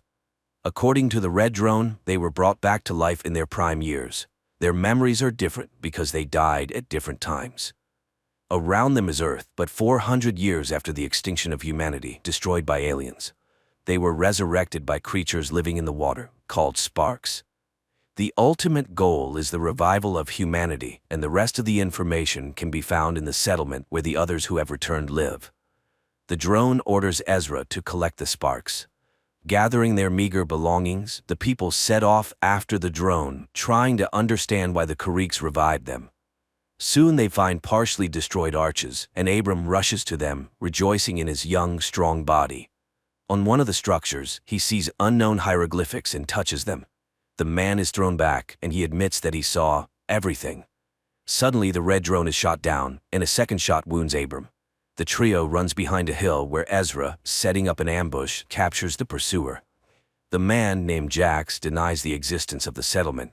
The glowing substance on his neck is a skin rider, which is one with the human body. He needs the sparks, but Fina confidently demonstrates her proficiency with a weapon. Abram insists that when he touched the unknown symbols on the arch, he felt the vastness of outer space. But this elicits mockery from Jax, who suddenly frees himself and lunges at Ezra. However, Fina points his own weapon at him. This time they tie the man securely and leave, despite his claim to know Ezra's brother. Soon the team takes shelter in a cave, while others with glowing parasites on their necks are found, including Ezra's brother Silas. Meanwhile, the resurrected people in the cave discuss ways to recreate a human being and wonder where the aliens obtained the initial material. During the night, Abram's wound becomes inflamed. He is lowered into a small pond where the sparks are released. By morning, Abram emerges completely healthy. Fina discusses what happened to Ezra, as she doesn't understand why they chose her out of millions of great people. Soon the resurrected individuals see high walls of a settlement in the distance, but on their way, skin riders with glowing necks catch up to them. Ezra stays behind to delay the pursuit. He manages to do so for a while until he recognizes his brother Silas among them. In the meantime, Fina and Abram reach the settlement's walls, and just when it seems they are destined to be captured, the gates open. A yellow drone neutralizes the skin riders and lets the fugitives inside. It then flies after Ezra, carrying him through the air into the settlement where there's no one around. In response to all their questions, the drone invites them to follow and shows them rows of graves where the settlers rest. Later, the yellow drone opens the doors of an abandoned military base for the people where the previous settlers lived. In the forest, skin riders capture a man who escaped from them. Silas discovers that the glowing creature they call companions has inexplicably stopped functioning in Duncan's neck and promises to fix it. The resurrected individuals learn that the settlers died from a new virus that still spreads throughout the region. The yellow drone asks them to release the sparks into a vessel with water and learns from them that the sparks can create a vaccine if people bring the ingredients found in the living lake. Fina begins to bleed from her nose, and she stays at the base while the men go to the lake. She takes on the task of repairing the damaged red drone. On their way, Ezra tries to understand how the system that brought them back to life works. The drone operates on sparks, but who controls the sparks is unknown. The men reach the lake and release the sparks into the water to collect the necessary ingredients. In the settlement, Ezra's wife Lynn suddenly appears before Fina. She explains that she worked as a nurse during the invasion and can offer help, but then disappears just as suddenly. On the lake's shore, Ezra confesses that one of the skin riders is his brother, meaning these people are also resurrected. He recalls the moment when he first saw the alien spaceship flying overhead and signaled to his brother that he was a worthless, spoiled child. Now he is determined to apologize and try to retrieve Silas. Meanwhile, a hologram of Lynn appears again to Fina, helping her repair the red drone. In the meantime, the yellow drone warns of the approaching skin riders. Ezra asks Abram to run while he himself tries to intercept his brother Silas. However, he gets surrounded and subdued. Regaining consciousness, he finds himself alone with his brother, who admits that he prohibited forcibly transforming him into a skin rider because he wants his brother to join them voluntarily. Each skin rider has a companion on their neck, which teaches the person how to behave correctly and telepathically connects them with others. Thanks to the companion, Silas is now the leader and mentor for the others, whereas in the previous world, he was nobody. Then Silas suddenly falls asleep, signaling Ezra to leave. Ezra meets Abram in the forest, to whom he explains his intention to save his brother. The men return to the lake, where the sparks have created 3 vaccine capsules for them. After consuming their doses, they bring the third one to Fina, whose condition worsens. Lynn asks the red drone to replace her image with someone dear to the girl, and Duncan appears next to Fina. Fina regains consciousness after her friends administer the vaccine. The next day, Abram finds a room that is blocked, revealing a glowing obelisk. Meanwhile, in the forest, Silas argues with Duncan about the purpose of the companion controlling the thoughts of the skin riders in the community because Silas believes it amounts to slavery. In the settlement, Abram learns to read hieroglyphs and understands that the unknown hosts offered to dig up weapons against the skin riders in the forest in exchange for more people for the settlement. Ezra goes to the forest for the excavation. Meanwhile, Silas brings Duncan to an open area where Jax conducts training fights, taunting regular people. Unexpectedly, Duncan defeats Jax. Silas stops the duel and explains that he tested his theory, revealing that humans react faster by a fraction of a second than skin riders. Currently, Duncan has a weak companion, so he makes decisions with just one brain, the human one. In contrast, skin riders with healthy companions have a signal that passes through 2 brains, the humans and the companions, causing a slight delay. The conclusion is that humans will always outperform them in combat. To gain an advantage over humans, Silas plans to perform brain surgery to reduce the signal delay. However, a working drone and a test subject are required for this. In the meantime, the yellow drone brings Ezra to the excavation site, which the skin riders immediately learn about. Ezra unearths an item that the yellow drone calls a weapon. In the settlement, Abram, upon touching the obelisk, suddenly realizes that he understands the meaning of the hieroglyphs on it. However, he doesn't yet grasp what this knowledge entails. In the forest, the yellow drone warns Ezra about the approaching skin riders. They attempt to flee, but the skin riders surround them and take the unearthed weapon. Unexpectedly, the weapon activates and kills one of the skin riders. Taking advantage of the chaos, Ezra scatters the rest and escapes. Meanwhile, Fina tries to find out from the red drone why the unknown beings are resurrecting humanity. She requests the revival of Duncan, unaware that he has already been resurrected and has become a skin rider. Ezra brings the weapon meant to eliminate skin riders to the obelisk, hoping it will help establish contact. However, he refuses to kill the innocent inhabitants until the obelisk explains who they are and what is happening. The drones controlled by the obelisk promise to resurrect Ezra's family if he obeys them in all matters. Ezra has no choice but to comply. Later that night, Fina goes to the obelisk, where she finds Ezra, who, like her, hopes for the return of loved ones. They notice that the weapon unearthed in the forest has opened. The obelisk issues new symbols, instructing Fina to go to the lake to receive new people. However, skin riders spot her on the way. As for Abram, the drone tells him about the structure of the glowing companion on the necks of the skin riders, which is tightly connected to the human brain through a crystalline structure. The weapon found in the forest destroys these crystals, eliminating the parasite. When a skin rider dies, its memory is preserved on the crystal, which is passed down to its ancestor. This is what needs to be found and destroyed. Fina sees Lynn emerging from the lake and helps her get ashore. When Jax appears on the shore, the red drone neutralizes him. The girls attempt to escape but are captured by Duncan, who seizes the red drone and fails to recognize Fina, his beloved from the past. The girls try to flee, but Lynn injures her leg and orders Fina to go to the settlement and fetch her husband. Lynn, on the other hand, falls into the hands of the skin riders, who return her to the lake. There, Jax shows how the sparks work, healing her injured leg. But suddenly a stone hits Jax's head, and an unknown little wild girl takes Lynn to her forest dwelling, providing her with shoes and food. However, it turns out the girl cannot speak. During this time, Fina reaches the base and informs Ezra about the resurrection of his wife, Lynn. Despite the yellow drone's warning that when skin riders take someone, it's forever, Ezra is determined to rescue her. Jax finds the little wild girl's home, but she has already taken Lynn away. They hide in the forest. At the same time, Ezra contemplates how to disable the force field since the obelisk prevents him from doing so, leaving him unable to leave the gates. Fina admits that she saw Duncan, who is also with the skin riders now, and he didn't recognize her. She fears the same will happen to Lynn.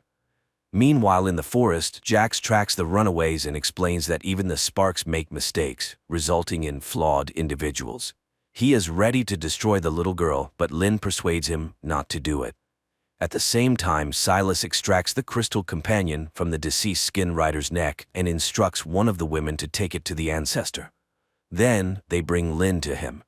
As for Abram, while communicating with the obelisk, he suddenly surmises that he had lived in this settlement before, which is confirmed by a notebook he found with his own handwriting. Later, Fina speculates that they all have lived here before.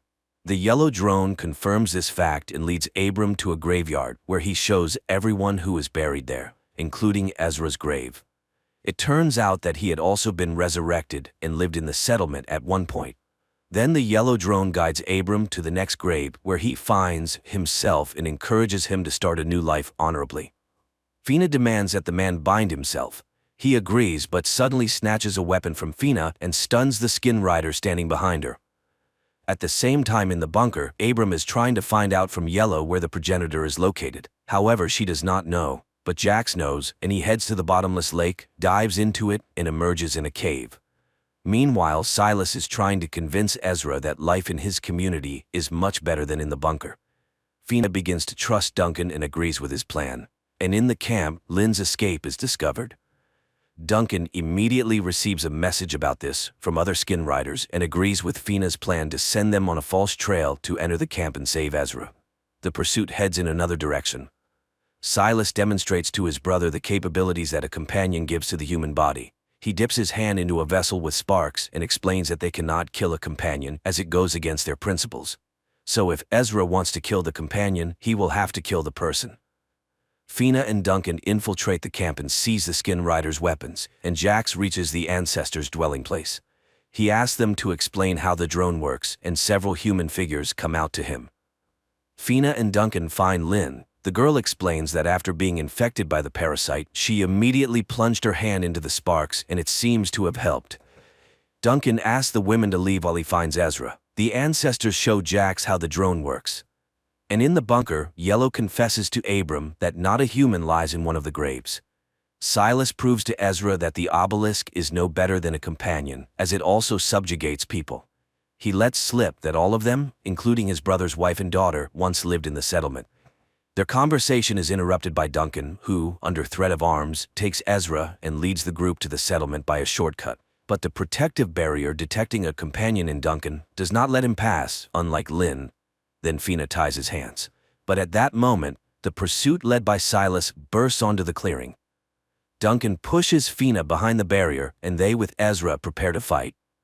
Abram runs to the obelisk, and it lets the men through on the condition that Duncan remains in the yard until they figure out how to free him from the parasite. At the same time, the ancestors express concern about Jax's hatred for humans, as they are much better carriers than Kariks, and they advise him to find a compromise. Meanwhile, Duncan confesses that his companion is still weak, but he is gaining strength. He remembers the settlers and confirms that Kylie is alive. Sparks rejuvenate people in the prime of life, but children at the age of their actual death. He also lost a wife and a child, and it was Fina, although the woman does not remember this. Abram explains that they are another generation of the revived. The first one lies in the graves, and they are them too. Jax reprograms the red drone, refusing everything human that was in its memory. Fina unties her husband, but when she falls asleep, Duncan's companion receives a signal from Silas and he heads to the bunker. There, Abram confesses to Ezra that the drone showed him the memory of another woman he saw a year before the invasion. It feels like someone knew about the invasion and offered people help. He wants to consult with Yellow, but she is nowhere to be found. This happens because Duncan is just locking the drone behind one of the panels. Then he attacks Abram, knocks him out, and heads to the obelisk, despite his human side resisting it. He screams in frustration and Ezra hears him. He runs to him, but Duncan closes the doors and enters symbols that deactivate the force field. Realizing this, Ezra rushes to Fina and they manage to barricade the bunker doors. Duncan's companion comes out in the open and confesses that all this was done for the sake of the weapon he hid. He is ready to reveal where Kylie is now if they hand over the bunker to the Skin Riders. The man is tied up. Outside, the sounds of banging are heard, Skin Riders trying to break down the door. Through Duncan, Silas offers to hand over the bunker. Then he will say where Ezra's daughter is now, because someone from the first settlement managed to avoid death from disease. A debate ensues, resulting in a decision to deactivate the parasite using Lynn's medical knowledge. Jax returns. He expresses his dissatisfaction to Silas, as he could have infected Ezra long ago, but lets him go. Silas cuts off the conversation and orders to continue working on the drone. At this time in the bunker, Lynn tries to figure out how the companion works, and it confesses that it can cause great pain to its master. Ezra and Abram conclude that the settlement existed for at least 10 years, and there must be survivors, otherwise, who buried the fallen. Moreover, Yellow said that a drone is buried in one of the graves. At that moment, the knocking at the door resumes. Ezra remembers that there is electricity in the bunker. Fina digests the cable, and a strong electric shock destroys one of the Skin Riders. At the same time, Abram finds Yellow. Simultaneously, people realize that Duncan is acting as a transmitter, and they move him to another room. As they part, Ezra asks to tell his brother that he loves and believes in him. This message puzzles Silas. Yellow scans Duncan and discovers that the parasite has affected all human organs, and even the sparks cannot save him. Abram tries to get answers from the obelisk. Moreover, Yellow said that Duncan was given access codes, but by whom? The man again remembers that woman in the hospital. She had a drone, sparks, and symbols of knowledge on her bracelet, so something was known before the invasion. At Ezra's request, Yellow shows the image of the woman, and he recognizes his mother Eleanor. Meanwhile, Silas prepares to continue breaking down the doors, but something leads him to the cemetery.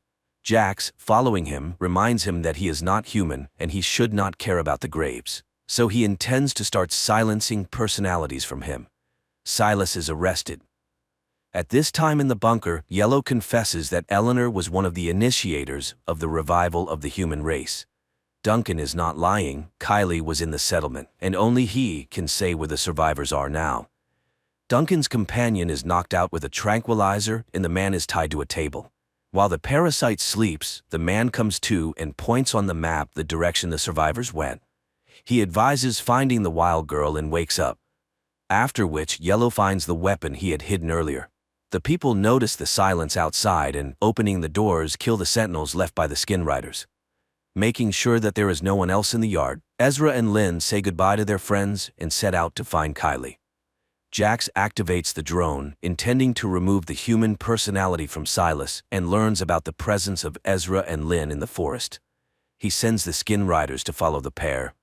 Fina comes to Duncan and admits that she is ready to kill him to free her loved one. However, Yellow knocks him out. The man regains consciousness in the cemetery and is relieved, thinking that Fina could not bring herself to harm him. In fact, Yellow has injected a beacon into his body, and now people can track his path. At this time, Ezra and Lynn find the wild girl and ask her to guide them to Kylie. Silas regains consciousness when the red drone informs him that he did the opposite, preserved his personality, and suppressed the parasite's capabilities. At the same time, Ezra and Lynn notice they are being followed and try to evade the Skin Riders. However, arrows fly from the rocks, the skin riders perish, and the survivors approach the people. Meanwhile, in the camp, Jax leaves Duncan on guard while he and his people follow Ezra and Lynn. They are then scanned for safety, and upon confirmation, the settlement leader Rowan leads them into the camp. She warns them that they do not truly know their daughter. They only remember her up to the age of 6, and they are merely copies of those who lived in the settlement. Abram and Fina dig up a broken drone from the grave, hoping to retrieve data from its memory. Rowan brings Ezra and Lynn to the hidden camp in the mountain caves. Noticing the strange expressions on people's faces, she explains that they both died defending the previous camp from an attack. If it weren't for Lynn, no one would have survived. Silas killed the woman. Fina connects Yellow to the memory of the broken drone, and she promises to show the events of the past. At the camp, Ezra and Lynn's adult daughter arrives. Although she understands what they feel, she refuses to recognize them as her parents. Red notices that Silas is experiencing severe pain. He flies to Duncan, and at that moment in the camp, a bloody Justin appears, who orders him to take the rest of the people and rush to the place where they were ambushed. He carries out the order, and Jax disappears because it was a hologram created by Red. Silas escapes. The real Jax finds the ambush site and orders a search of the rocks. In the bunker, Yellow transports Fina and Abram into a virtual reality of the past settlement where people go about their daily activities. Jax enters the gates and explains that Silas developed a growth on his neck, after which he attacked his friends. All this happened near the old Karrik ship. Returning to their reality, the people realize that this was the first case of companion infection. Yellow explains that the parasites create a structure similar to fungal spores. Silas likely inhaled them. The parasites themselves were brought by the Karriks, who were their carriers before humans. Meanwhile, a boy from the survivors, Thomas, carelessly falls into the hands of Justin. Silas begins to experience severe pain. Red tries to alleviate his condition and notices Duncan rushing towards the bunker. Apparently, he has discovered his escape and wants to detain Silas. Red leads him another way. At the same time, Thomas learns that he has been infected with the parasite. At the camp, his absence is noticed. Rowan calls a council and Ezra advises them to flee. If Thomas reveals the camp, they will not survive. Yellow shows how Abram proposed to create a virus capable of killing the parasite, although the idea itself belongs to the obelisk. People heatedly discuss this proposal, and many disagree. Lynn suggests splitting up. Those who take the virus should stay in the bunker, as they will be weakened. Rowan speaks against it. Abram realizes that he was the cause of the remaining deaths. In the caves, Ezra urges everyone to leave while he defends them. At this time, Silas reaches the bunker and sees Duncan sitting by a campfire. He lures him into the workshop and locks him in there. Abram is overwhelmed with guilt, runs to the obelisk, and voices his accusations. Suddenly, it creates the image of a second Abram, who says that on the other side of the obelisk are creators who sincerely believed they were saving the settlement. The virus just turned out to be slower than the parasite cells. The second Abram disappears as voices of Ezra and Lynn come from behind the doors. Fina opens the doors, and friends push Silas inside. They immediately disappear as they were holograms created by Red. Silas asks to be heard. The drone supports this request and reports that they cannot destroy the ancestor without Silas. At this point, the boy loses consciousness, and they bring him inside. Ezra, Lynn, and the young archers set up an ambush, but Thomas appears, shoots at them, and wounds Kylie's fiancé, Nico. Ezra kills the boy, and upon examining, finds a parasite. Lifting his arrow, he realizes there is something on its tip. At that moment, Jax appears with his people and calls them to battle. Red puts Silas into a coma. Meanwhile, Lynn and Kylie bring the injured Nico inside. Justin orders his man to watch the backup entrance to the cave. Lynn starts treating Nico, but the worst part is that the arrow tip might have a parasite larva. The boy then demands to be killed, as Lynn herself set such rules. Duncan tries to call any of the skin riders for help, and Yellow explains to Fina and Abram that the parasite is killing Silas so that he cannot reveal the way to the progenitor. Then Red admits that he can link the minds of Abram and Silas, which might help reveal the secret. At this time, Kylie decides to help her father patrol. The girl recalls the past and calls Jax his best friend, which greatly surprises Ezra. And his urge to kill arises because the parasites are very afraid that the human inside might take over if he remembers his attachments. Father and daughter return to the cave, and Ezra proposes that his wife, daughter, and Nico take another road while he guards them. After heated arguments, they head to the second exit. Abram enters Silas's mind and finds himself in a church. It turns out that the boy's mind considers the church a sanctuary. Abram admits that Silas will no longer come to himself, and he himself describes the way to the lake of the progenitor. The parasites are interconnected precisely through it. It is the source of their energy, strength, and knowledge. Silas knows for sure humanity will not survive if the lake does not disappear. Ezra resorts to trickery, and Kylie kills a lurking skin rider. The father bids farewell to everyone and stays in the cave. At the same time, Abram and Fina develop a plan to destroy the progenitor. Yellow explains that the weapon consists of 3 parts. 2 of these are standalone weapons, capable of operating independently of each other. However, the top part is dangerous for humans themselves, so it is discarded. Only the lower part remains, which destroys the progenitor. But this part will not work without the middle, where a human personality must be placed. But the progenitor has studied all the skin riders in this world, so the chances of getting into it are slim. And then Abram realizes why Silas was needed. Later, Fina reflects on her promise to Duncan to kill him and free him from the parasite. Then, Yellow admits that her husband is in the workshop in the yard. The woman arms herself and heads to the yard, but just as she is ready to open the door to the workshop, a skin rider enters the yard and releases Duncan. Fina tries to stop the men, but Duncan reminds her that she cannot kill him and leaves. At this time, Abram comes to Silas again and explains that they need his help. Jax decides to attack, realizing that Ezra is the only defender of the camp. He orders his men to engage him while he himself follows the trail of Lynn, Kylie, and Nico. Nico is losing strength, and Lynn decides to make a stretcher, although the boy asks to just leave him. And Ezra sets up an ambush, and one by one eliminates the skin riders, then follows the trail of his wife. Nico transforms and grabs Lynn by the throat. He is ready to kill the woman, but Kylie interferes. The boy's companion admits that the girl is very dear to him, but he cannot indulge the carrier's weaknesses, and when Nico raises his sword, Kylie shoots him. Ezra catches up with them, not knowing that Jax is monitoring their reunion, but he receives a message about Silas's betrayal, and Jax leaves. Silas asks Abram to wait for his death, take his crystal, and insert it into the weapon. Then he will be in the middle part and can help. Abram does not fully understand how it works, but thanks Silas. They say goodbye. Abram comes to his senses when Silas dies, and Jax catches up with Duncan and his men by the lake. After a dispute, he orders everyone to stay in ambush, and he and Duncan will dive to the progenitor. Meanwhile, Lynn and Ezra bury Nico and console their daughter. Simultaneously, Fina and Abram bury Silas. Later, the groups meet, unaware that a black drone is watching them, which takes off above the earth and heads for a spacecraft. Abram tells Ezra everything that happened with his brother and the plan to destroy the progenitor, but he does not want to endanger his family. Yellow vaccinates Kylie, explaining that the vaccine was made by Sparks. The girl tells Fina that Duncan became a skin rider after her death, and no one knows how it happened. At the same time, Abram admits that he no longer believes in the obelisk, but he believes in Silas and is ready to do everything to destroy the progenitor. He tells Ezra about the weapon's operation.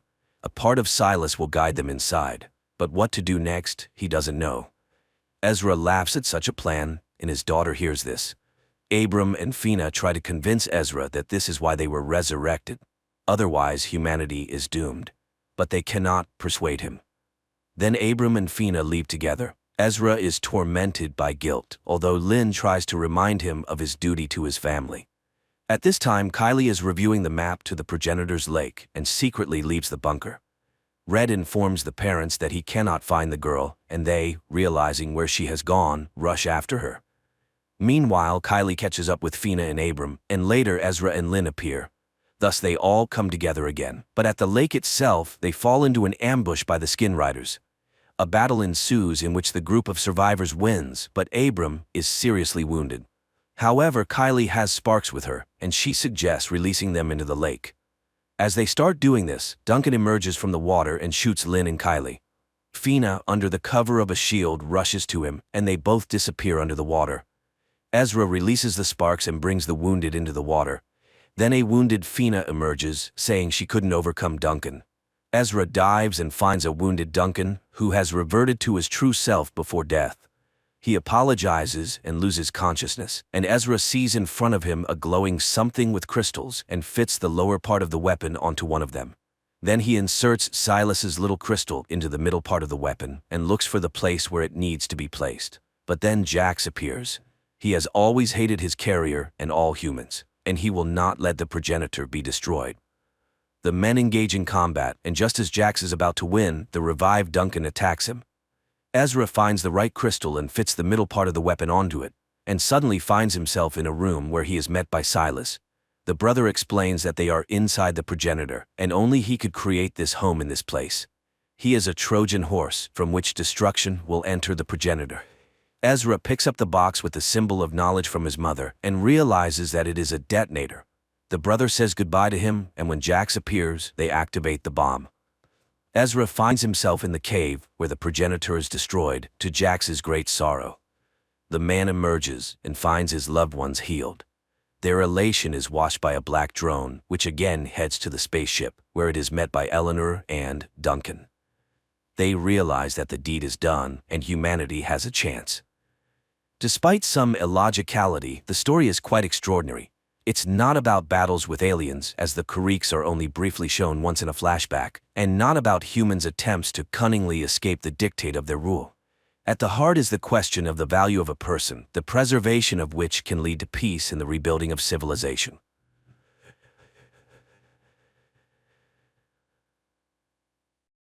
It all begins in a desert, where a lone child stumbles along, gnawing on a human finger, searching for his mother.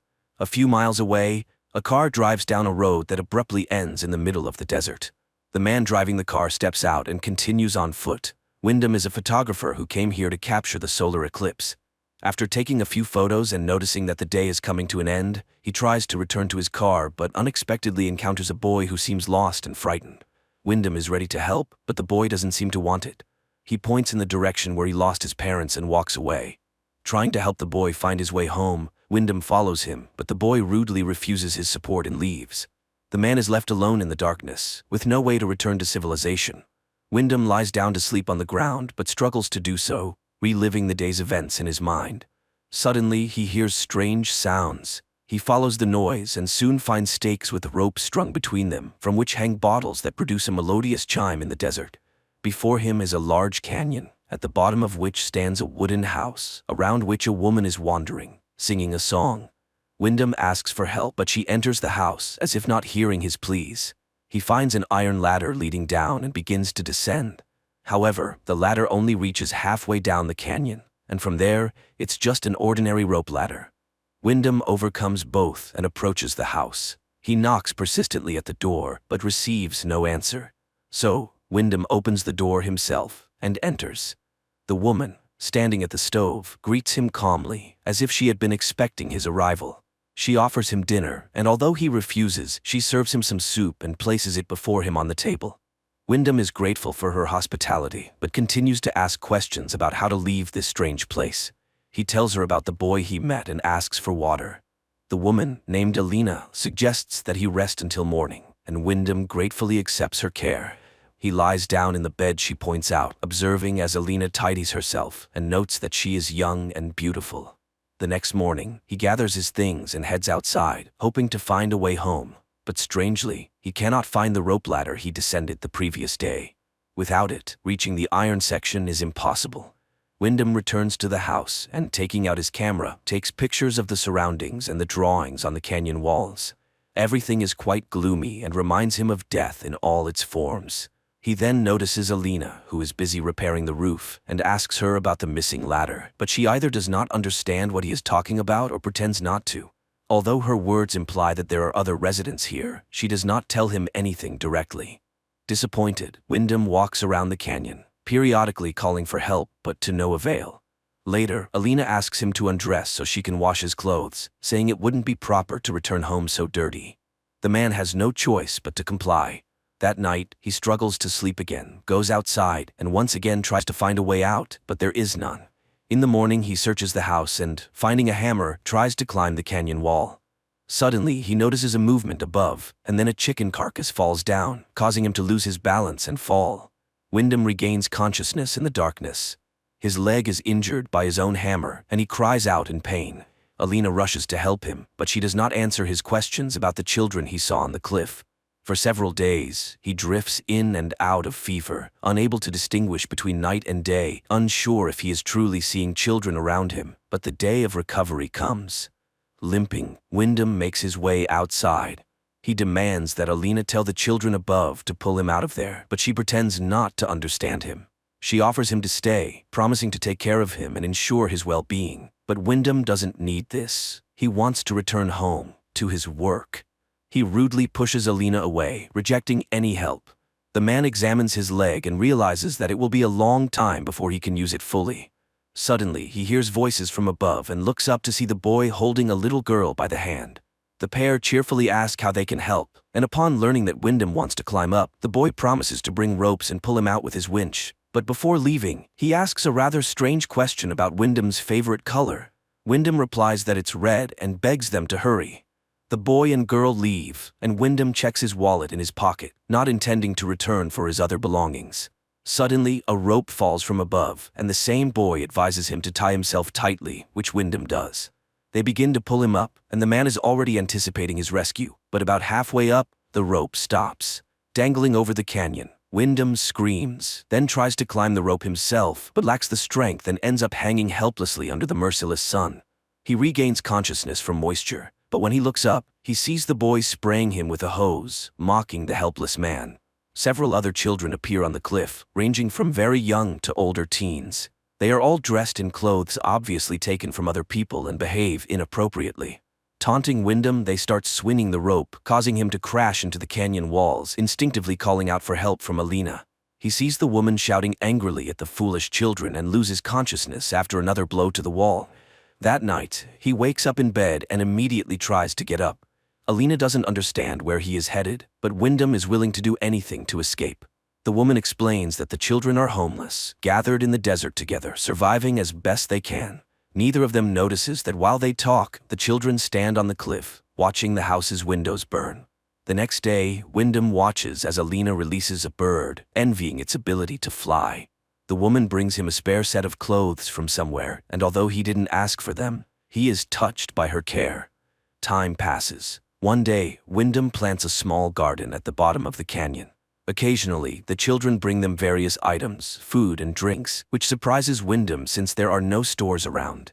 He doesn't understand their behavior. First, they feed him, then they mock him, but Alina accepts it all as normal.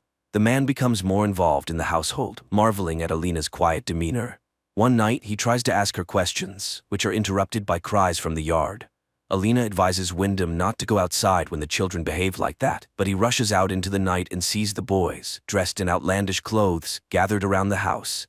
They start taunting him, pushing and beating him, but suddenly disappear into the night.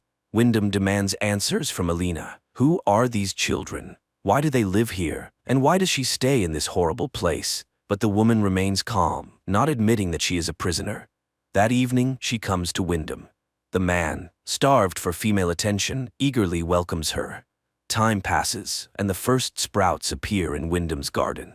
One day, the boy in the cap calls to him from above.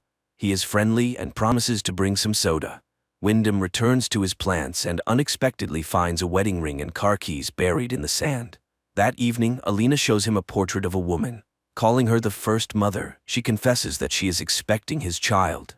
Stunned, Wyndham can't believe his ears. He never wanted to have children here, especially with a woman he barely knows. He yells at Alina, but he has no choice but to accept it. The next morning, he finds his garden destroyed by local birds, but Alina willingly helps him replant, which earns his gratitude. Gradually, life in the house falls into some semblance of order. Alina runs the household, and Wyndham exercises, working on his leg. One day, the boy in the cap visits again. He is very curious and asks Wyndham many questions. Wyndham asks him to help Alina, as she is going to have a child, and they will need a doctor. The man asks the boy to bring some rope and something heavy to use as a counterweight. He plans to climb out and take them to the city, where he can take care of the woman and the boy. The boy promises to do everything when everyone is asleep or gone, but then one of the older boys appears and takes him away. Later, Wyndham tells Alina that the boy wants to study, that he is smart, different from the others, and wants to live differently. The man wants to help him, and help her too, but Alina reacts strangely. She tries to find out exactly what Wyndham is missing here. When he mentions freedom, Alina is puzzled. After all, no one forbids him from doing anything here. Isn't that freedom?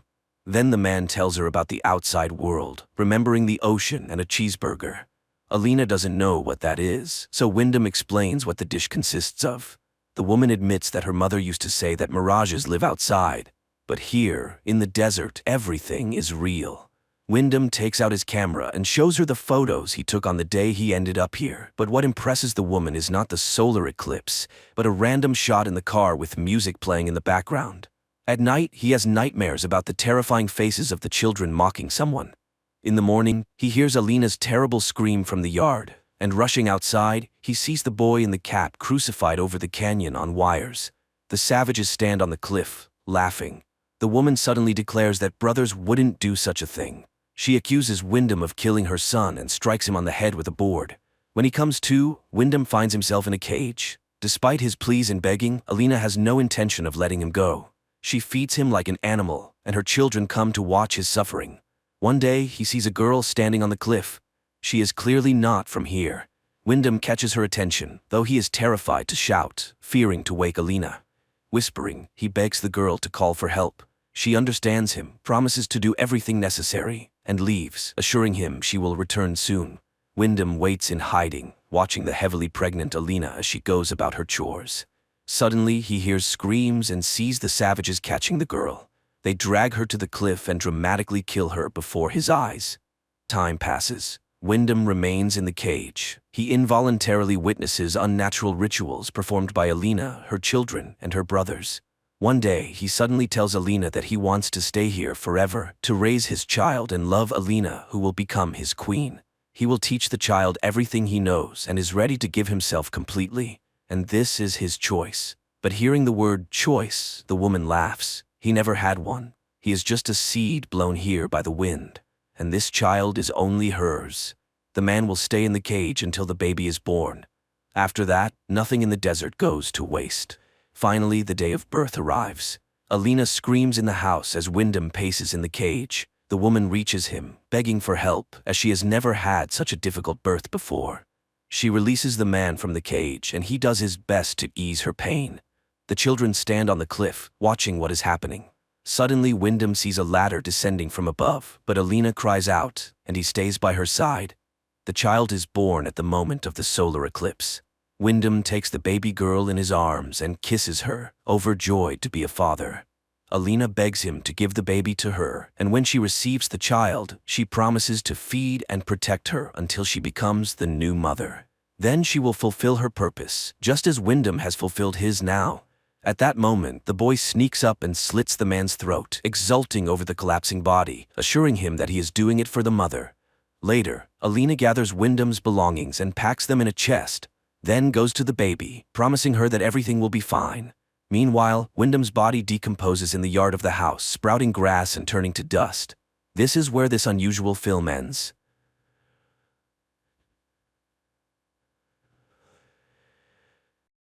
In the Middle East, a man appears who calls himself the Messiah and gathers crowds of believers in the new Advent. Is he sent by God, or is he a dangerous fraud seeking to disrupt the world's geopolitical order? The story is told through the eyes of people from vastly different backgrounds surrounding the enigmatic man. For 85 days, enemies have besieged Damascus, where a humanitarian catastrophe is growing. There is no food or water, and many people are dying in the shelling. And one day, two teenagers, Jabril and Samir, who have lost their families, see a man in yellow clothes on the street, urging people not to worry about the city's fall because God has predetermined that it will not happen. Salvation in the form of a sandstorm is approaching, and people run under the onslaught of the elements while the preacher does not leave and repeats that salvation is already close. The sandstorm breaks the supply chains of the enemy troops, and they retreat, and the city is saved. FBI agent Eva Geller watches the broadcast of everything that happened, paying attention to the strange man whom people call Al-Masih, and learns that he is leading hundreds of his followers into the desert. At night, the men talk about faith and religion around the fire. Al-Masih asks questions and is strict with those who do not want to think about his questions.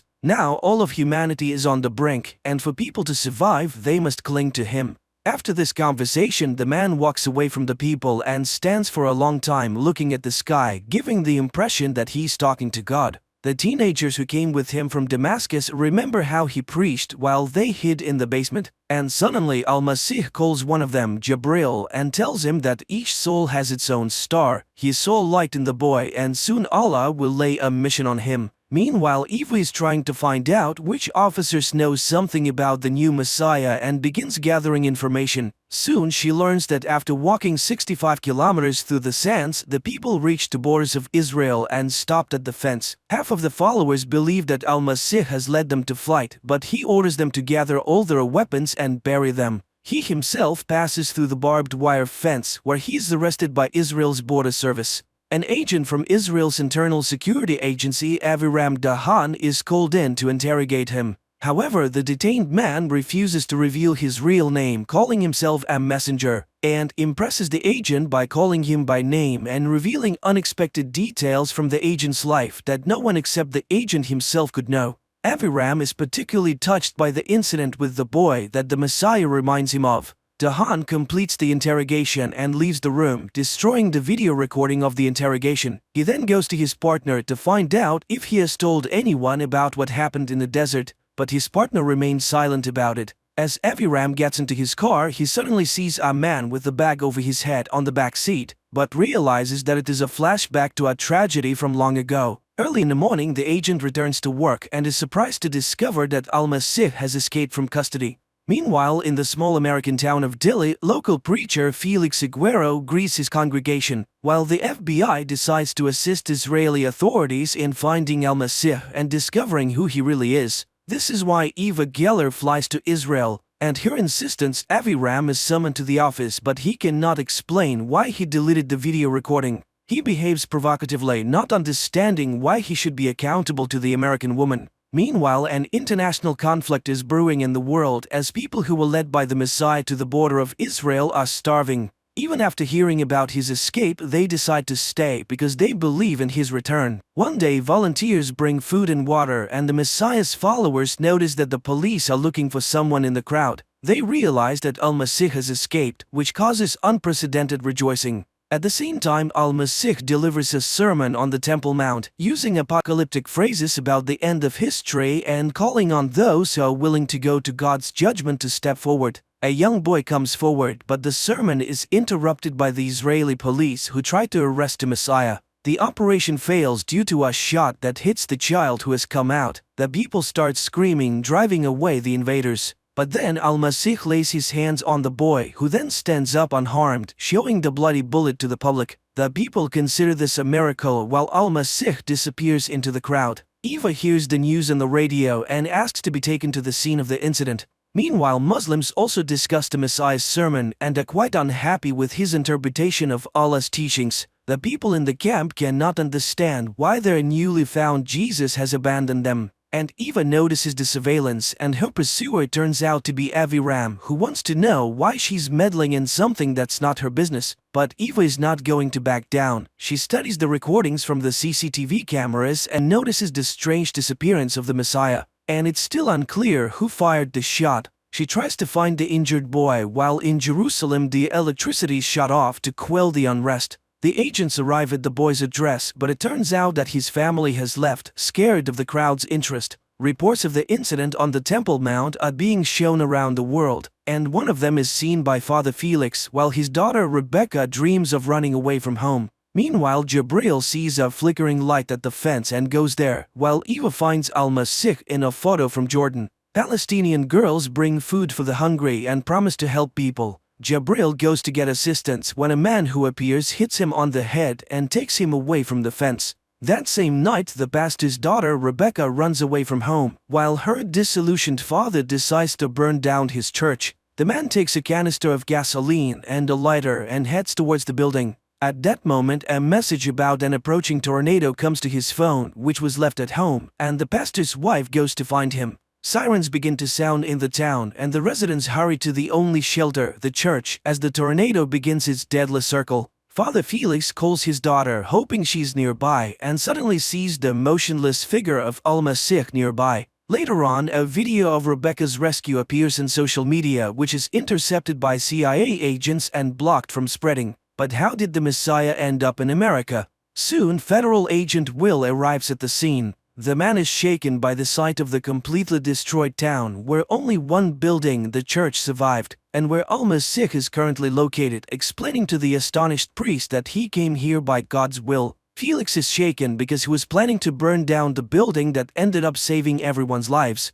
At that moment, Agent Will enters and arrests the Messiah. The priest swears to get Al-Masih out of jail, while Aviram interrogates Jabril in the hopes of finding out the Messiah's whereabouts. But the boy does not know. The agent wants to understand why people follow the men unknown to anyone and promises to prove that there is no God. Meanwhile, Felix turns to a lawyer from the American Civil Liberties Union for help because everything that happened was not a mere coincidence. And Eva arrives in Texas to question Al-Masih, but his lawyer manages to obtain a ban on the meeting. The situation worsens when one of the videos about what happened in the town circumvents their social media block and reaches the mass media. Al-Masih's lawyer tells him that while the charge of illegal entry into the United States is likely to be upheld in court, she can get him out of the federal immigration detention center where he's being held. When the lawyer leaves the detention center, Agent Will informs Eva of this and she rushes to see him. However, during their conversation, Al-Masih turns the situation around in his favor again by showing that he knows her name and sympathizes with her losses, as her mother and husband have passed away. He realizes his responsibility for those who followed him and is willing to help all who are suffering, including her, but Eva doesn't believe his sincerity and runs away, failing to notice the recording device under the table. Returning to her hotel room, Eva talks to her boss, who informs her that Israel is demanding Al-Masih extradition and the state prosecutor will seek permission for it. Later, Al-Masih is taken to court where he is charged, which he admits to, and requests asylum. Eva goes to the lawyer, trying to convince her to stop fighting for the man's release to prevent his extradition. After all, if he returns to Israel, he will be imprisoned, but the lawyer refuses to talk about it. Meanwhile, Aviram again refuses to reveal what happened during the interrogation, whose recording he erased. He's suspended from the case and a hearing is scheduled. At this time, Felix tells his wife about his departure because he's needed by the Messiah. A multitude of Al-Masih's followers gather outside the courthouse. The hearing begins and the lawyer explains that the man cannot return to Israel where he will be persecuted for religious reasons.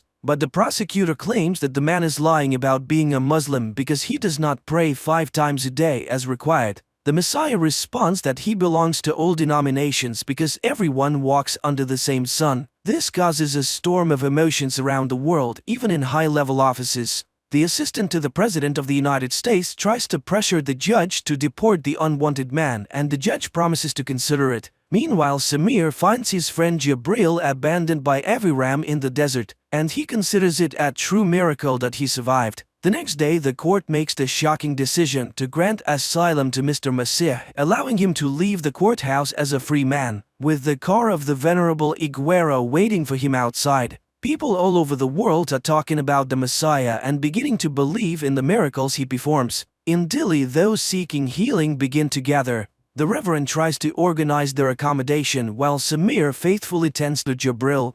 The Messiah brought by the pastor settles in isolation from people in a small tent where only Felix has access. One day, the preacher dares to ask Al-Masih about his future plans, and he says he does not know what will happen next. After all, Felix brought him here. And this instills despair in the preacher's soul. He thought that the Messiah was acting according to a preconceived plan. That same evening, Agent Will comes to Eva and shows her a recording of a conversation with Al-Masih. Then he shows her a book by one of the radicals, Wallace, about cultural terrorism, in which the words of the Messiah are repeated verbatim. It turns out that Al-Masih is acting according to this scenario, the goal of which is the destruction of the existing order. Meanwhile, things are going badly for the refugees who remain at the Israeli border without water and food, and soon Samir begins to wonder where Jabril's strong faith comes from.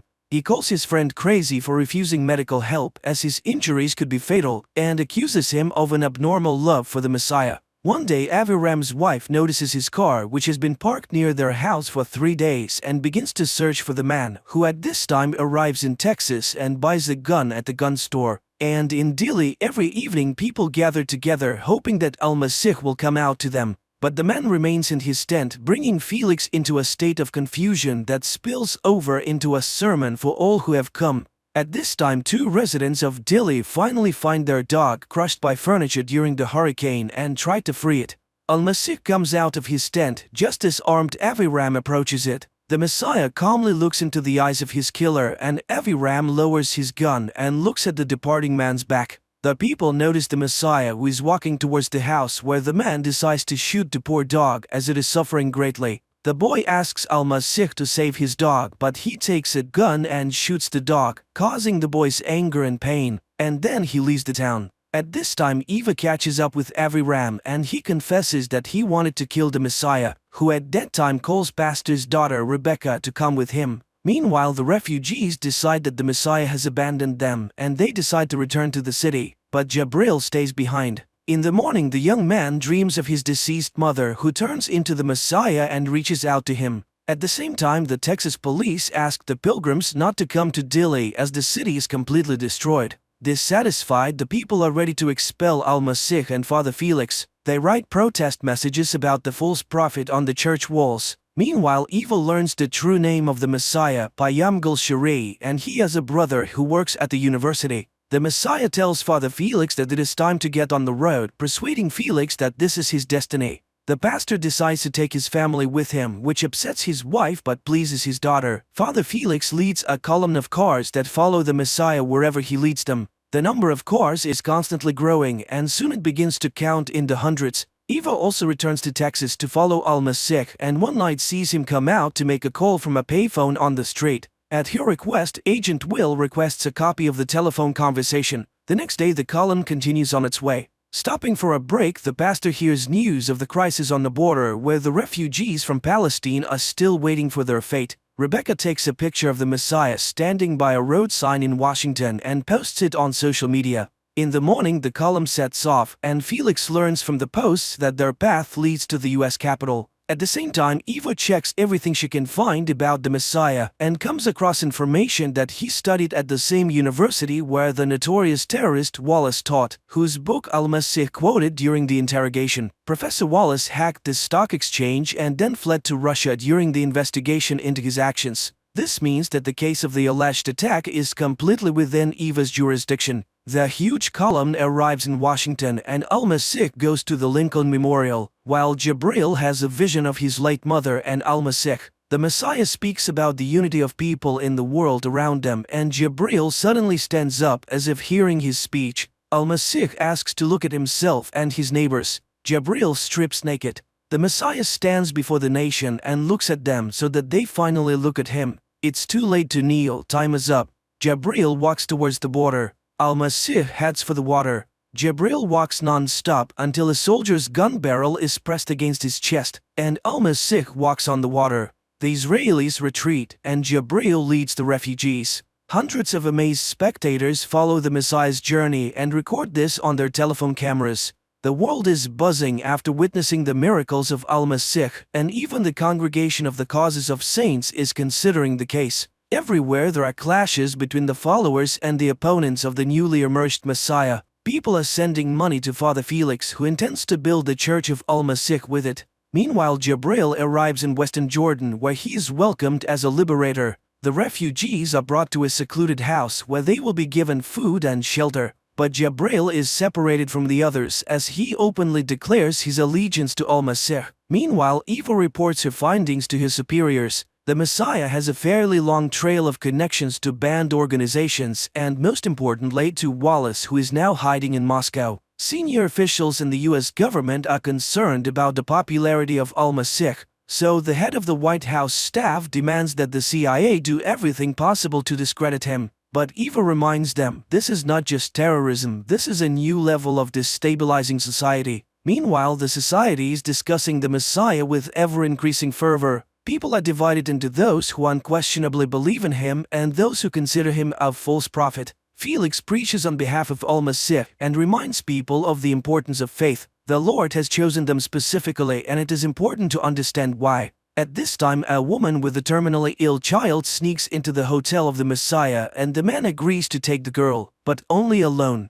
However, his room is under 24-hour surveillance. Meanwhile, the young refugees begin to learn different sciences, among which religion is at the forefront. Sheikh personally comes to Jabril to understand the depth of his faith, and the young man confidently answers that he unquestionably believes in the Messiah. Meanwhile, Eva discusses the Messiah's water-walking feat with Aviram. After all, Jesus did the same thing. He performed tricks and attracted supporters. The man is impressed. She speaks like a true Jew.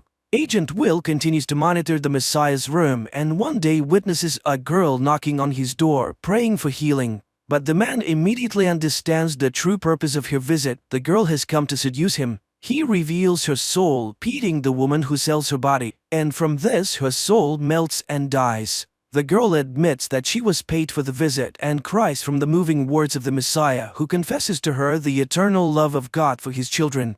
These words bring tears to Agent Will's eyes, who is watching the scene. At that time, Rebecca runs out of her parents' room and sees the Messiah escorting the girl out of his own room. The girl runs away and Al-Masih catches up to her on the street. He tries to explain her special place next to him, and the girl shares her observations that the world seems to be on the brink of something grand. The Prophet turns to Rebecca and asks her to do something unimaginable, and she promises to do anything he asks. Meanwhile, the CIA manages to find Al-Masih's brother, who reveals that their parents were of different faiths and died early. The boys were raised by their uncle, a professional illusionist, and Al-Masih always loved being the center of attention. The uncle was a tough man, but he taught the boys everything he knew: English, literacy, and most importantly, how to perform tricks. And at that moment, someone puts a dark bag over Al-Masih's head as he enters his room. The man finds himself in the office of the President of the United States, standing before the head of state and demanding the withdrawal of all U.S. troops from around the world using the president's sincere faith. The politician is shocked. It's simply impossible, since the American troops are used precisely as peacekeepers, and if they are not present, there will be chaos in the countries under their control.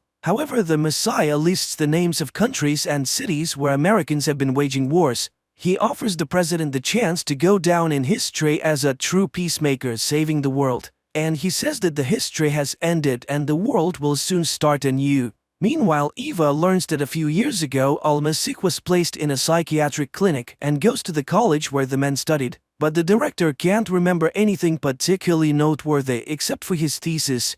Eva goes to the archives, but the thesis is not there. In Jordan, the Sheikh shows Jabril an article in a newspaper about the miracles of Al-Masih and asks him to give a speech at the upcoming celebration. The boy must become the leader of the new generation in the struggle for Palestinian independence. The next day, Al-Masih announces to the media about his meeting with the president, and this infuriates Felix, who believes that he should have been informed about it. The president also faces similar attacks. He is heavily guarded against this freak, but he himself goes to the meeting. However, the man interrupts all conversations. He must first think about the people. Angered, Felix expresses his grievance to Al-Masih, and the letter suggests that he kneel before him if he truly believes that he is the Messiah. The preacher thinks it over as the Messiah leaves the room. On the other hand, Agent Will begins to unquestionably believe in Al-Masih and quits his job. Meanwhile, Eva receives the call logs she requested. That same evening, Aviram asks Al-Masih about his family and mocks him, offering to walk on water again. But the man only smiles in response and asks a counter-question: why isn't Aviram leaving? The agent can't answer. The president talks to Al-Masih again and he informs him that there is no more time to think. At that moment, water begins to flood the president's feet. Upon waking up, the man learns about an unprecedented flood destroying the U.S. coastline. Later, the daughter of the Reverend Iguero tells him that Al-Masih came to Texas for her, not for her father. Meanwhile, in Jerusalem, a guard confesses that he was the one who freed the Messiah from prison, not Aviram Dahan. That same night, the girl hired by the president's assistant to compromise Al-Masih returns all the money she received for it. She doesn't care whether he's real or not. What matters to her is that he's a very good person. Meanwhile, the president flies over the affected areas and, in addition to providing material assistance, urges people to pray and hope for the help of the Lord. At the same time, the pastor's wife asks Al-Masih why he chose their family. He says that faith can be found everywhere, and he wants the same thing that the Lord wants, the flood. Meanwhile, in Jordan, the Sheikh is teaching Jabril about the speeches and Palestine's independence. It's very difficult for the illiterate boy to remember unfamiliar words, but the Sheikh is insistent. His friends are also being heavily influenced at this time, with religious ideas being drilled into their heads. Meanwhile, Reverend Felix asks a famous showman to include Al-Masih in his program. After all, it's a chance to speak to the multimillion audience. Eva checks all the numbers on the list and finds one that Al-Masih calls frequently and talks to the caller for quite some time. Meanwhile, the President of the United States is informed of the buildup of Russian troops on the border with Latvia and is demanded to make a tough decision. On that day, Eva finds Al-Masih to tell him that she knows about his diagnosis, Messiah complex, given to him in the psychiatric clinic, and about his uncle, the magician. She thinks someone is using him and promises to find and arrest the puppeteer. And he confirms that he knows Wallace, who is still his friend despite being accused of terrorism. After that, Felix tells Al-Masih about the invitation to television and he agrees, but only if the Reverend brings his daughter with him. In the evening, Eva talks to her father and is amazed to learn that her own father believes that Al-Masih is the Messiah of the end of times. Meanwhile, it turns out that the complex in the Badia is a terrorist training camp and Samira is being prepared for the role of a suicide bomber. Meanwhile, Eva decides to act on her own and dials the number that Al-Masih constantly calls. She hears Wallace's voice in response, so his theories about Al-Masih's connection to the terrorist are confirmed. But during the conversation, the man refutes all her conclusions. It's a pity, but she doesn't understand what's going on. And of the two of them, he is not the most dangerous one. The woman flips through his book again, reads the dedication on the title page and has an epiphany. Meanwhile, the president requests an analysis of full withdrawal of American troops from Eastern Europe. Eva goes to her boss. Wallace's book is the work of Al-Masih, so it's actually the opposite. The recognized terrorist is a disciple of the Messiah. In the meantime is the day of the television appearance. Al-Masih and Rebecca prepare for their performance. At the mosque, many believers come to listen to Jabril's first speech. The boy is very nervous, but the Sheikh is nearby and guides him. The show host warms up the audience before the Messiah's appearance on stage, while Samira is also being taken to the mosque. But just before going on stage, the Messiah leaves the studio and gets into a car, while Samira puts on the suicide bomber belt. The audience demands the Messiah's appearance and Rebecca takes the stage.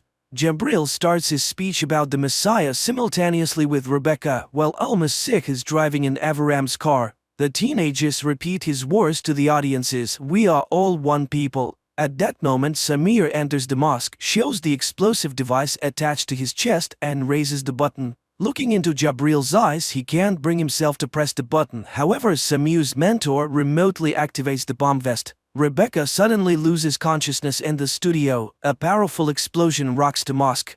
The action moves back several years when Avram and his partner kidnapped, interrogated and killed an underage son of one of those who had organized an explosion in which Avram's mother died. But it turned out that the boy was not the man's son at all and it is still haunting the agent. In the present, he himself is driving the Messiah to the airport to deliver him to Israel. After the mosque bombing, the victims are given help. Unconscious Jabril is carried out on a stretcher. The same thing happens to Rebecca. Meanwhile, Eva Gela learns that Al-Masih has been kidnapped. The CIA tracks the plane on which he's being taken, unaware that it was all done on the orders of the president's assistant. Rebecca wakes up and tells her father that the Messiah is gone, and he will not return. Jabril wakes up in the back of a truck and sees a dead man next to him. He squeezes his hand and the fingers twitch under his palm. Eva finds out that the plane with the Messiah has taken off from a government airfield, and her boss tries to pressure higher-ups to find out the plane's destination, threatening to tell the president about everything that has happened and thus driving the country's leader's assistant into a corner.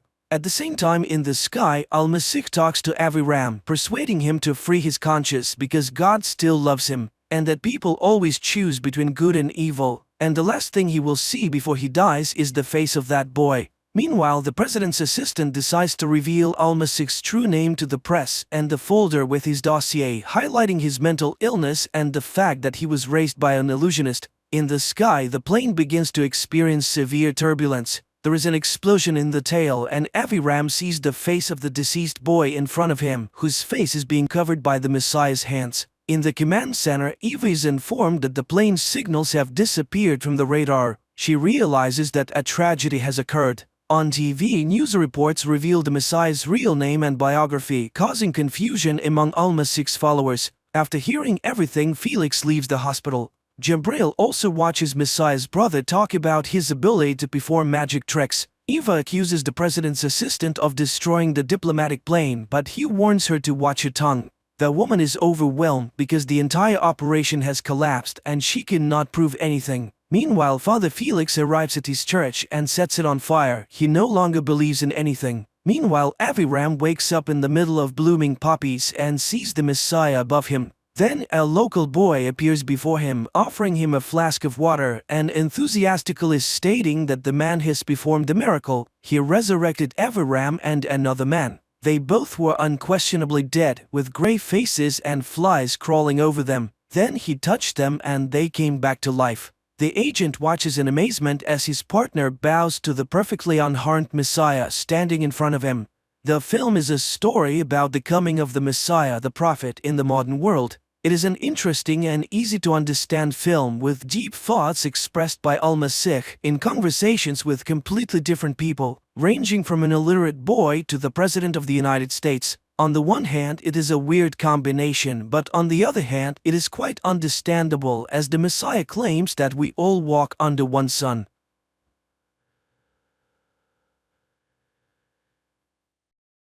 A young man returns home and discovers on the carpet in the living room his own body. Next to it lies an envelope with the inscription, "Look at me." The initial shock is replaced by curiosity as Alex finds a flash drive in the envelope, which he immediately plugs into his computer and on the screen sees just himself. The second, Alex reassures himself he is not high and has not gone insane and advises to listen carefully. Thus, it all started with men in black coming to his house. Rebecca, an employee of a private scientific research institute of advanced technologies which cooperates with the National Security Agency of the USA, has a very tempting offer for Alex. But first, Alex must sign non-disclosure agreement, for which Rebecca offers a check for a substantial amount. Having signed the papers, Alex learns the story of an American unregistered satellite which the USA did not launch. Strangely enough to admit, the satellite is allegedly from the future and contains a coded message inside. If Alex agrees, he will be put to sleep and delivered to the laboratory. The institute knows that he is practically bankrupt and lives in a house inherited from his parents. To prove the seriousness of her intentions, Rebecca immediately transfers a large sum to Alex's account, which convinces him to sign the documents. The next day, he is put in a car, given an injection, after which he falls asleep and only comes to his senses in a closed, secret place. Rebecca shows him the laboratory where the satellite is already located. And the guy starts solving the task. 5 weeks pass, but there are no results yet. Rebecca suggests Alex take a day off, but the guy does not need it. One day he is visited by a vision in which a young woman decodes the same task. After that, Alex bleeds from his nose. Later he finds the name of this woman written on the frame of the bed. Soon, Alex manages to decrypt part of the code, which contains drawings of an unknown device. Rebecca announces the end of his work and informs him that he will be taken home. Alex comes to his senses at home late at night. He feels ill, which he attributes to fatigue and stress. But after a few days, the malaise intensified, and he began to be haunted by persistent hallucinations. And one day, 2 strange-looking men appear on the threshold of his house, wanting to know why he agreed to decrypt the code. Alex does not understand because decryption is just his job, which pays well. The men continue to press Alex with questions about morality. Don't the consequences of his work bother him since the device to be created from the decrypted drawings will be the most powerful weapon in the world? Alex's head starts to hurt and he asks the men to leave. They thank him for the answers and leave. Alex immediately feels better and sits down at the computer, but at that moment, a call comes from Rebecca reminding him of the signed non-disclosure agreements. An indignant Alex realizes that the institute is watching him, and when he again sits down at the computer in his house, the lights go out. Alex goes outside and suddenly sees one of the 2 men who came to him with questions on the opposite side of the street, but the man's body starts growing before his eyes. Frightened, Alex runs home and looks out the window to see the giant's hand reaching for his window. Alex extends his hand to meet it and morning comes. Rebecca, who has arrived, finds Alex at work. He tries to explain that humanity lives in two-dimensional space, and his recent guests are a highly developed civilization that exists not only in space but also in time. They can be in this room but earlier or later, and they can watch what is happening through some kind of window in time. Alex tries to convey to Rebecca the danger of the device they are building, which can start World War III. Then the woman informs him that she knows about his illness, a brain tumor. The guy blames the institute, which placed him in a room with a radioactive satellite, causing a tumor to develop in his brain, and insists on stopping the construction of the device. Alex, in the present, pulls his dead body out of the house and buries it in the forest, then returns to the computer and continues to listen to the story from his future self. Alex, in the future, regrets that they did not want to listen to him because he understood that something ominous was coming.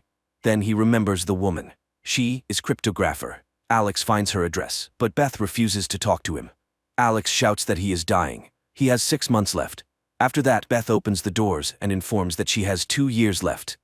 She also realized that it was a weapon, and the drawing supposedly came from the future. There is another person, Schieferman, who communicates with her through the computer and sends her tasks, which she solves when she feels normal.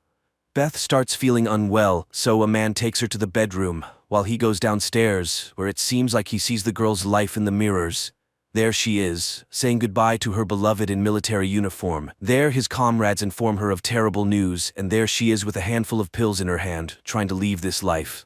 But then his attention is captured by a message from Schieferman appearing on the computer monitor. Alex responds, but Schieferman quickly realizes that it's not Beth and disconnects. The man then grabs a pack of printed papers with tasks previously given by Schieferman. In the morning, Beth finds him on her sofa, with the papers glued together. The guy points out to her that all this are pieces of a puzzle which, when assembled, can give an answer. Schieferman clearly doesn't work at the institute. Alex asks Beth to help stop the creation of a death machine. The girl reports that she fell ill specifically after working with the satellite. She started having hallucinations and began thinking about a message from the future. What if it's possible to contact the sender? She began to hear the voices of the dead and one day heard her own voice. She also saw aliens, though she doesn't believe in them, and asks Alex to leave. Alex goes home, where people in black are waiting for him. Rebecca orders him not to meet with Beth anymore and urges him to use the remaining time wisely. Angered, the guy sends the guests to hell, and upon entering the house discovers that all his papers with conclusions have disappeared. Meanwhile, Beth sees a bright light at her house, which makes her feel sick. The woman screams in fear and tries to hide. Alex tries to drown his thoughts in alcohol when a message from Schieferman arrives on his computer. The guy is sure that Rebecca is hiding behind this nickname, but the interlocutor denies it. At that moment, the doorbell rings. Beth is on the threshold. It turns out that Schieferman directed Beth here and sent her the blueprints of a device capable of destroying the technology from the future. The couple begins developing a virus capable of destroying the machine being created from the blueprints they decrypted through the computer. But the next morning, Rebecca bursts into Alex's house. Representatives of the institute know about their work and are already on their way there.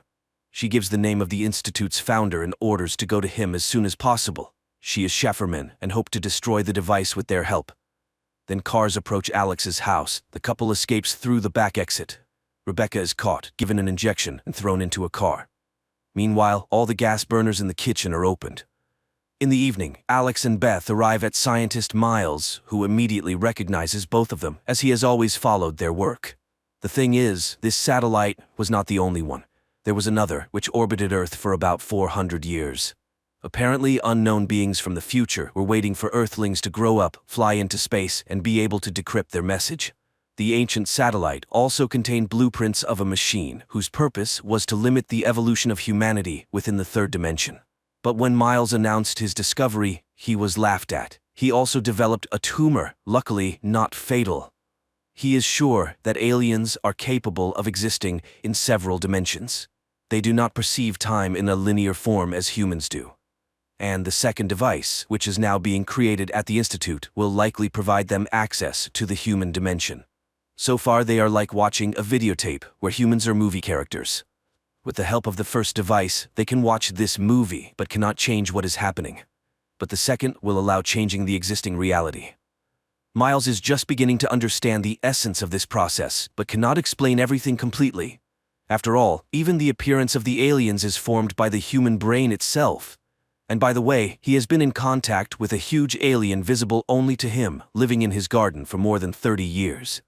Miles constantly looks at it, causing his brain to adapt and begin to see the true appearance of the humanoid. But his guests see no one. Miles is sure that the tumor in their heads is the aliens' help so that people could perceive their reality.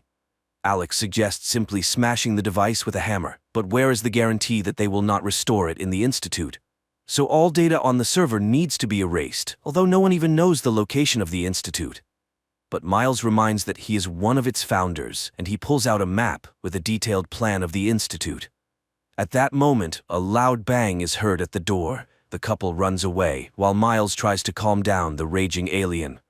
Alex and Beth hit the road and soon find the Institute's building, where they open a hatch through which they sneak inside.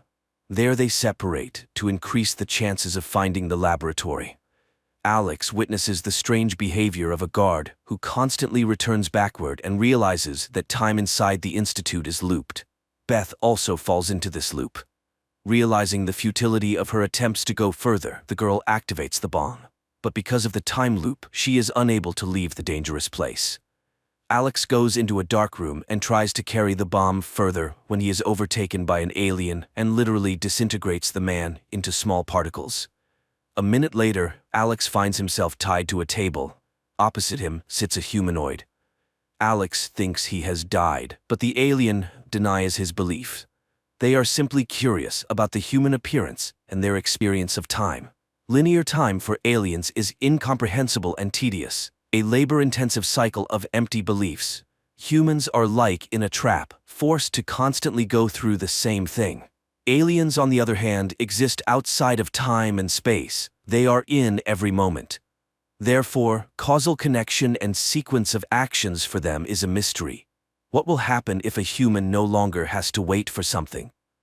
Alex realizes humans will become similar to the appearance of aliens, but the familiar personality, the ego, dies in the moment.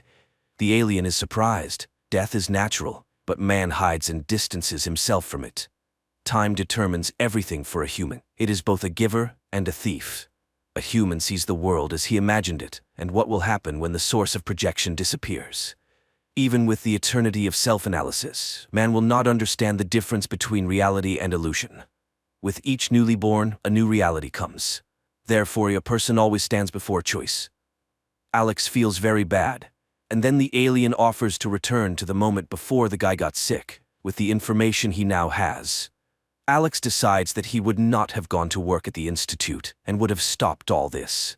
The alien is surprised. Why would he change his behavior if he's not able to change the situation?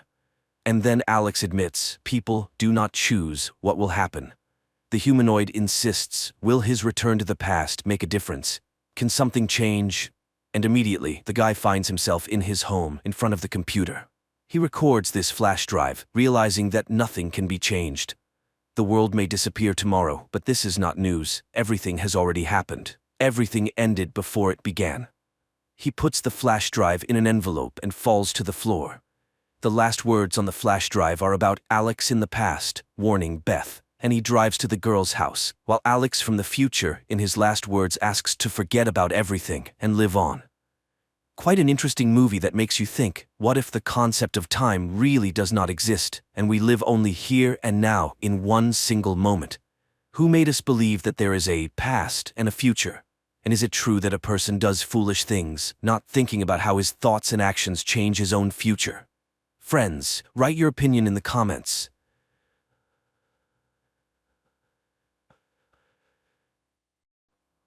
The film takes place in the small town of Vengenberg, where a young girl named Jennifer lives with a skewed face and a disgusting hump in the family of a cowman. Because of her ugly appearance, the girl is constantly mocked by the locals, and one day when Jennifer is once again mocked by a couple of local young men, the girl accidentally opens a portal to the magical Tor Lara in Aretuza, where she's met by the young wizard Istrid. The guy is concerned. All magic leaves traces, which wizards can use to find someone who has even an ounce of magic in them. He decides to save the budding sorceress and opens a safe portal that brings Jennifer home. Time later, a beautiful and wealthy lady arrives at the farm of the girl's father to buy a pig. But upon seeing the girl, she expresses a desire to buy her too. And the father, who does not hide his disgust for his daughter, sells her for half the price of the animal despite the pleas of her mother, who recognizes the lady as a witch. So Yennefer finds herself in the magical school of the enchantress Tissaia of Rees, where several girls are already studying. At first, Yennefer takes the separation from home hard and how low her father judged her. She even tried to commit suicide, but when classes begin, she discovers that the young wizard was right. It was her inadvertent wizardry that caused the wave and caught the attention of the school's rector, the wizardess Tissaia. The girls who study at the school have also distinguished themselves with the same unique skills. Soon Tissaia holds the first test. The girls must lift a stone and a flower without touching them and using a spell. Everyone more or less manages to cope with the task, but Yennefer fails. The girl stubbornly tries again and again until Tissaia stops her. Frustrated, Yennefer runs away.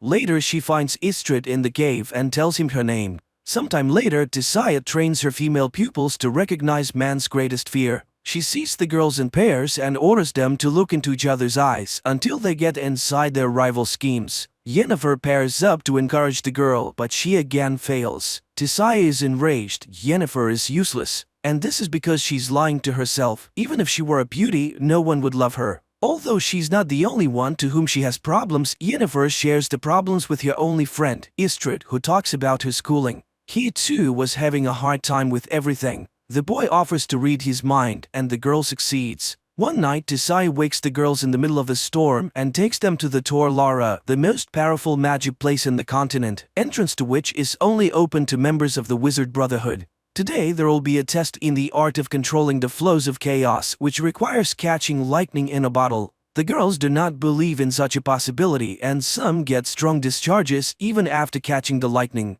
Yennefer's turn comes, and she reaches up with the bottle, but it is thrown back against the wall. Enraged, she directs her power at her more fortunate opponent, Tissaia, blocking her mental blow. Later, she reprimands her apprentice she almost killed today, which means that her emotions can ruin her own. Tissaia cannot be sure that Yennefer will not go along with her feelings and harm his school, for she's to become a court sorceress, and the weak have no place near a ruler. The enchantress already doubts that there's anything in her that the wizarding chapter needs. Frustrated, Yennefer tells Istrid everything. But most importantly, the enchantress knows all about them and they won't be able to see each other again. The guy is willing to show her other, more ancient and powerful magic, but it is very dangerous. He shows her the skulls of the dead elves who built Aretuza. They were the first wizards of the continent, and they were the ones who built all the magical places. But humans came to the continent and slaughtered them. Istrid gives her a flower that can only grow where the elder blood rests and reads a spell, which by repeating it the girl opens a portal.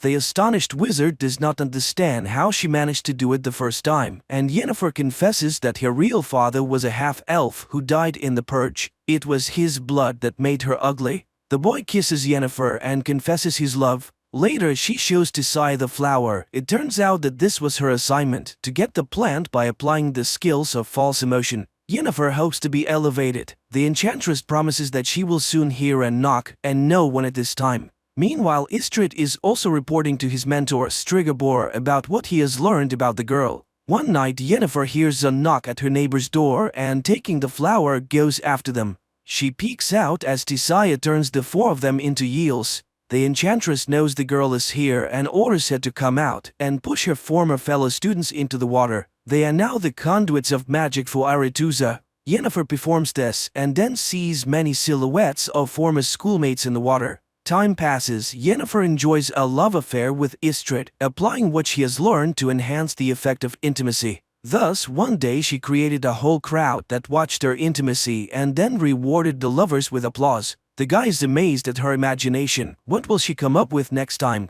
So the day of the final rite is approaching, after which they will be masters of their own destiny. Yennefer dreams of graduating from Aretuza and returning to her native Aedirn as a powerful sorceress to show her longtime abusers and her father what she's been able to achieve. In addition, all Aretuza graduates are perfected before being sent to the different kingdoms. All physical defects are removed, which awaits Yennefer as well. The wizard in charge shows her his work, the flawless beauty of the graduates, and promises her an equally wonderful result. He suggests making her color a noble but strong gray. Tisai, on the other hand, teaches her to look in the mirror and see what Yennefer herself wants. She orders the girl to close her eyes and imagine the most powerful woman in the world. Yennefer complies with the order but does not yet see the promised beauty.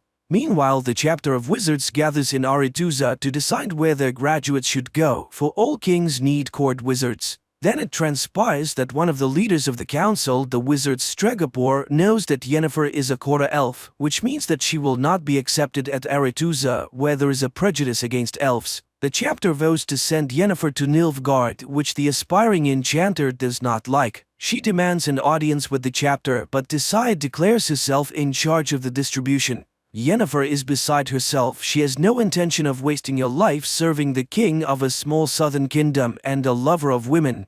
The tutor reminds her of the elven blood, and the girl understands how Stregobor knew about it. The initiation ceremony begins, which Yennefer does not attend. Worried, Istrid finds her behind a letter to her father asking him to confirm that she's his own daughter. The boy does not believe that this letter can convince the chapter. But the girl simply does not know what to do, for even if Istrid disproves his words about her origins, no one will believe him anymore. The enchanter is frustrated. He didn't know why Stregobor needed this information, and she has already missed all the initiation spells. Istrid suggests that she should go with him, for he has been offered to become an explorer. They can travel the continent and discover the unknowable. But unexpectedly, the girl cruelly ridicules his plan. She's not going to dig through the dust of the ages at all, and these are his dreams and intentions, and her opinion, as always, he does not even ask. Istrid is shocked. Yennefer is not at all what he thought she was, and he expresses his opinion that she's angry because she missed her chance to find beauty. But a girl needs power, and she didn't experience so much hardship studying at the magic school for nothing. Yennefer runs to the enchanter, who is in charge of perfection, and demands to show her art. Not even the lack of a potion to dull the terrible pain that accompanies the transformation process stops her. As the magician begins the process, Yennefer asks for her eyes and the cut marks on her hands as a reminder of her former weakness. And the wizard informs her that every magic has a price. Having been reborn, she will not be able to walk. But the girl agrees to everything, even to the removal of her womb necessary for a complete transformation. The magician reads spells, and the girl screams in terrible pain and rips the chains with which she was tied to the table. Her spine straightens, her entire body seems to melt and shift from one form to another. Finally, writhing in pain, Yennefer loses consciousness. Meanwhile, in the main hall of Aretuza, the initiation ball continues. Suddenly, Tisai sees a door opening, in which stands an unusually beautiful girl with violet eyes. She realizes that Yennefer has disobeyed her orders and hurries to take her away. But it is too late. The Aedern ruler has already noticed the beauty. He invites her to a dance where he expresses his desire to see her as court wizard in his kingdom. Tisai has to retreat and only watch the dance of the king and the enchantress from afar. Directed based on a series of books by Sapkowski, The Witcher is quite curious, fascinating and vivid. The atmosphere of magic, the world of monsters and steel swords transferred quite well, so the adventures of the female protagonist will be even more exciting in the next episodes.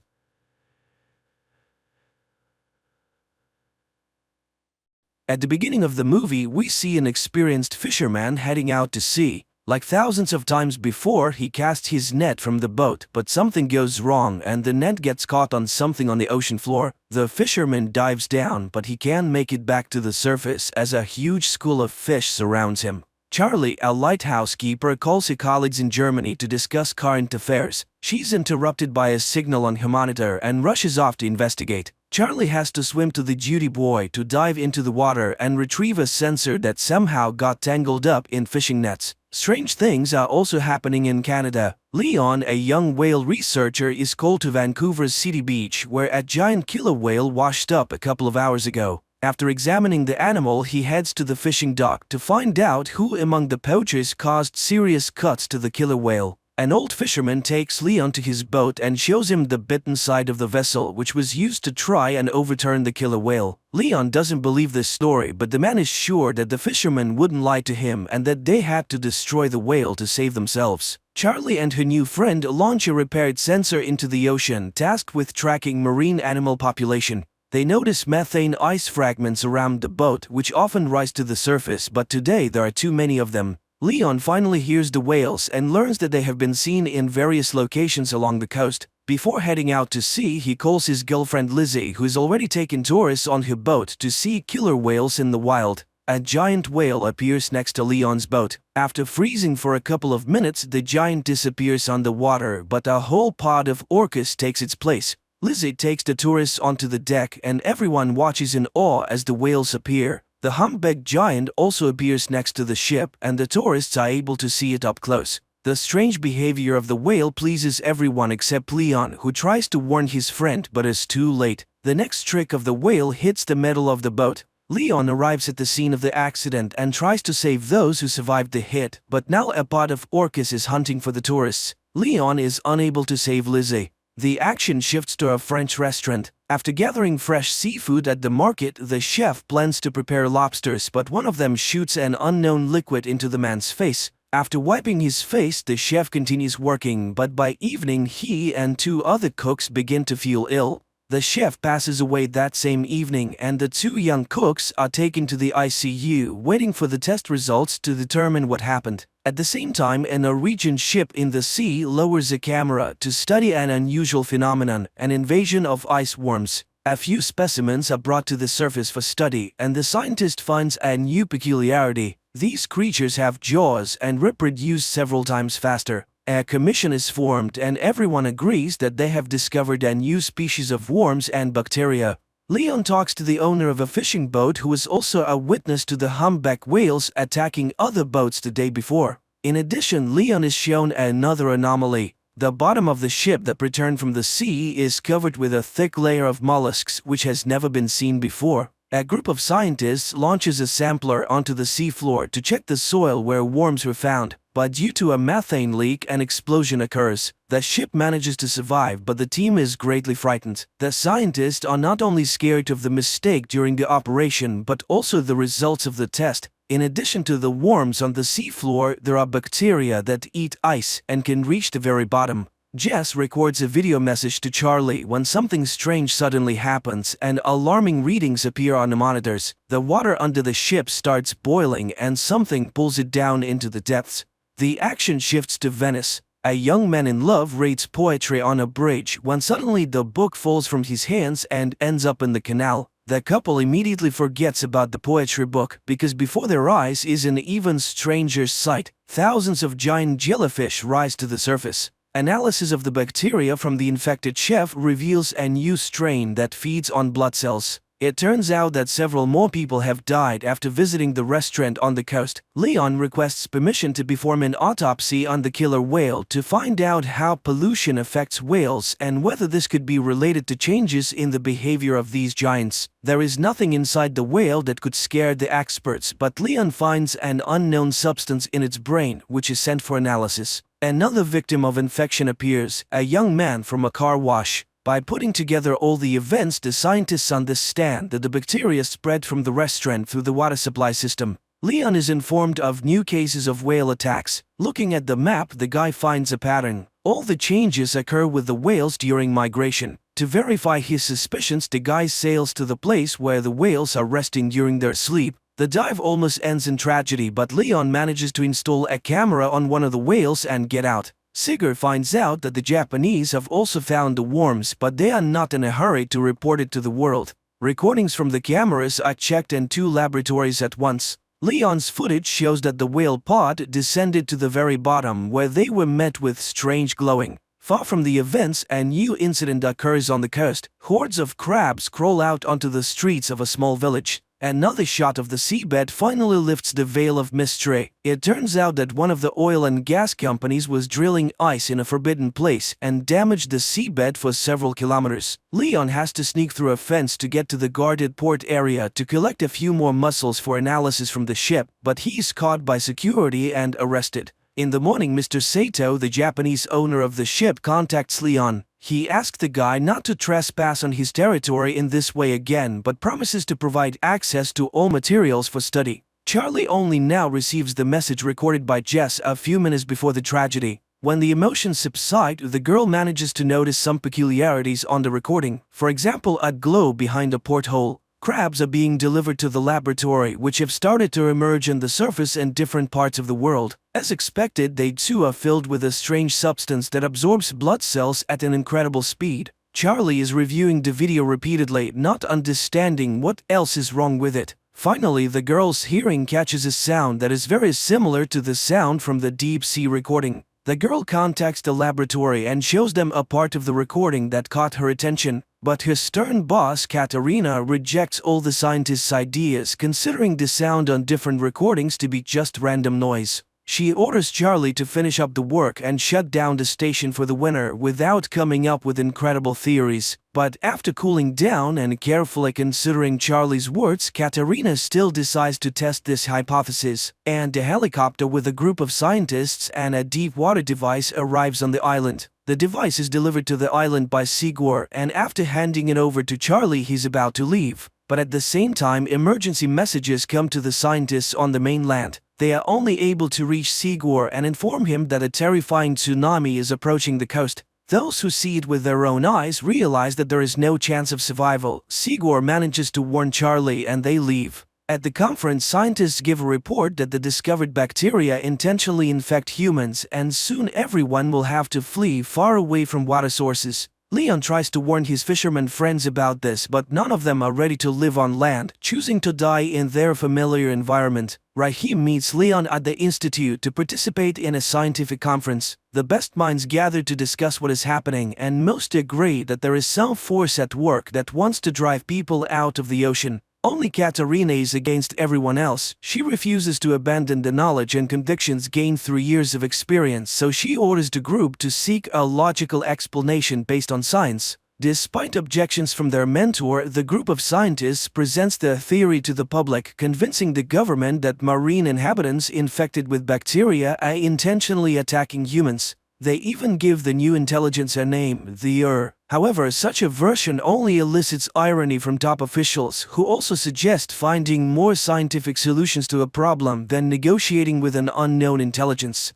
Astrophysicist Samantha Grove comes to the scientists' aid. Unlike politicians, she carefully studied the report and agrees that the strange sound on different recordings has all the characteristics of an unfamiliar world language. In addition, her team managed to capture the exact same signal from Antarctica. Another influential person, Japanese Mifuno, also believes in Sigor's theory and agrees to finance his venture, hoping it will help to save the world. Sigor assembles the team and informs them of the start of the mission.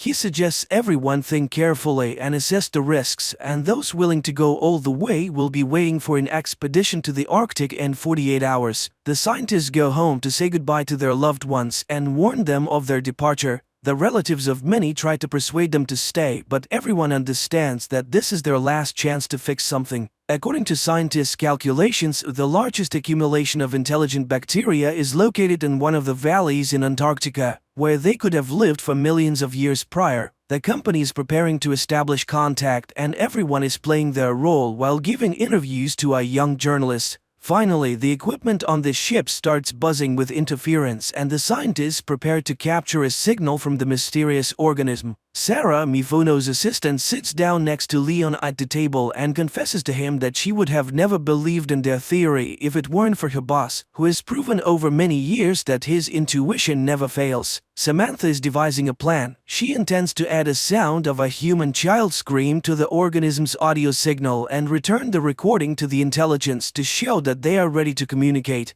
Charlie asks a colleague to take her with him in the diving apparatus to the bottom. The ship drops anchor and the scientists begin transmitting the sound message. Meanwhile, the daring couple gets into the capsule and prepares to dive to the depths. The whole team is eagerly awaiting any reaction, and finally movement appears on the radar and the sensors pick up a sound signal. The team from the capsule tries to contact the captain's bridge to report that their fans are malfunctioning and they are running out of oxygen, but communication is not working. The chief pilot, Luther, is ready to return, but Charlie notices some movement and turns off the lights, waiting to see what happens next. On the ship, they also notice something approaching. Sigor insists that the captain recall the submarine, but they can't reach the group. Luther doesn't want to risk anymore and he lifts the boat. On the ship, a hatch opens to receive the capsule into a special compartment. Charlie notices a strange glow appearing around them at that moment, but she doesn't tell anyone about it. Meanwhile, Samantha reports that they have managed to establish contact.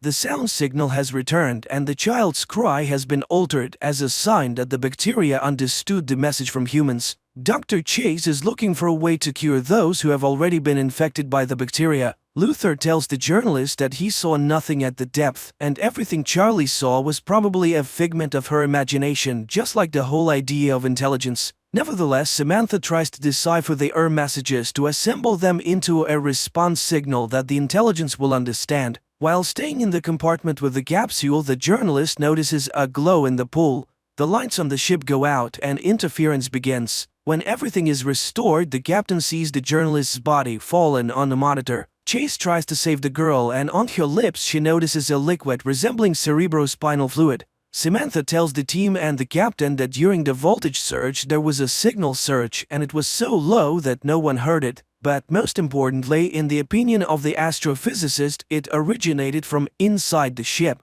Charlie listens to what her colleagues are saying, but she never musters the courage to tell them that they brought the bacteria into the pool. Leon visits the girl, whose body has become covered in strange spots. The doctor asks the guy and Sarah for help. They must hold the girl while she takes a sample of the spinal fluid for analysis. The doctor tells the team about the results of the analysis. The substance previously found in marine creatures was discovered in Alicia's spinal cord. Chase believes that bacteria were attempting to merge with the girl's cells, and Charlie admits to seeing the glowing enter the ship with them. Samantha records a new message for the this time including an audio image from the astrophysicist. Charlie goes down to the sealed compartment without permission, and the pool starts glowing again, creating unusual shapes with the light. At that moment, Samantha receives a response message from the entity, which also contains an image.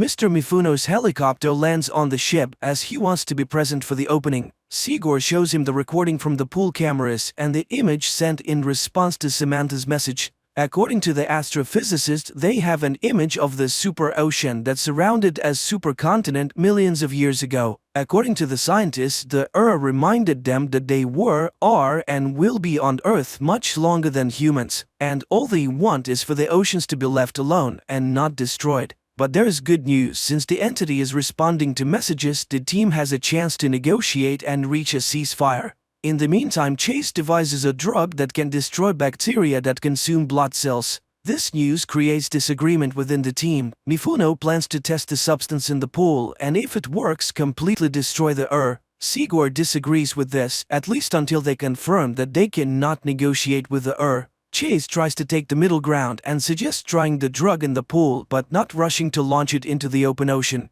Everyone gathers to watch the experiment. Chase launches the drug into the water, which immediately begins to rise, emitting a terrible scream that shatters the glass. The captain is informed that nothing is working on the ship and they are simply drifting in the waters of Antarctica. But worse, the ship is surrounded by icebergs. The vessel collides with an iceberg, but unexpectedly a blue glow takes it somewhere else. The captain orders the engines to be started to break free from the control of the He also doesn't understand why they don't pour all the drug they have on board into the water. But Sigurd tries to explain to the captain that everything that happened now is the price for his thoughtless experiment in the pool, and no one in the world will manufacture enough of the substance to destroy worldwide. The only way out is to make a truce. While the team is deciding how to negotiate with the entity traps the ship between the icebergs. Charlie hurries to the capsule to descend and deliver Luther's body to as a sign of complete obedience. Once at depth, Charlie changes her plan. She injects leukocytes into her heart that can merge with and opens the capsule door. The body falls under the control of and the icebergs release the ship, while billions of lights envelop the girl underwater. Later, Charlie brings the ship to a deserted island. It opens its eyes and looks at the sky with glowing blue eyes. The series ends here. Please write in the comments what you think about this series.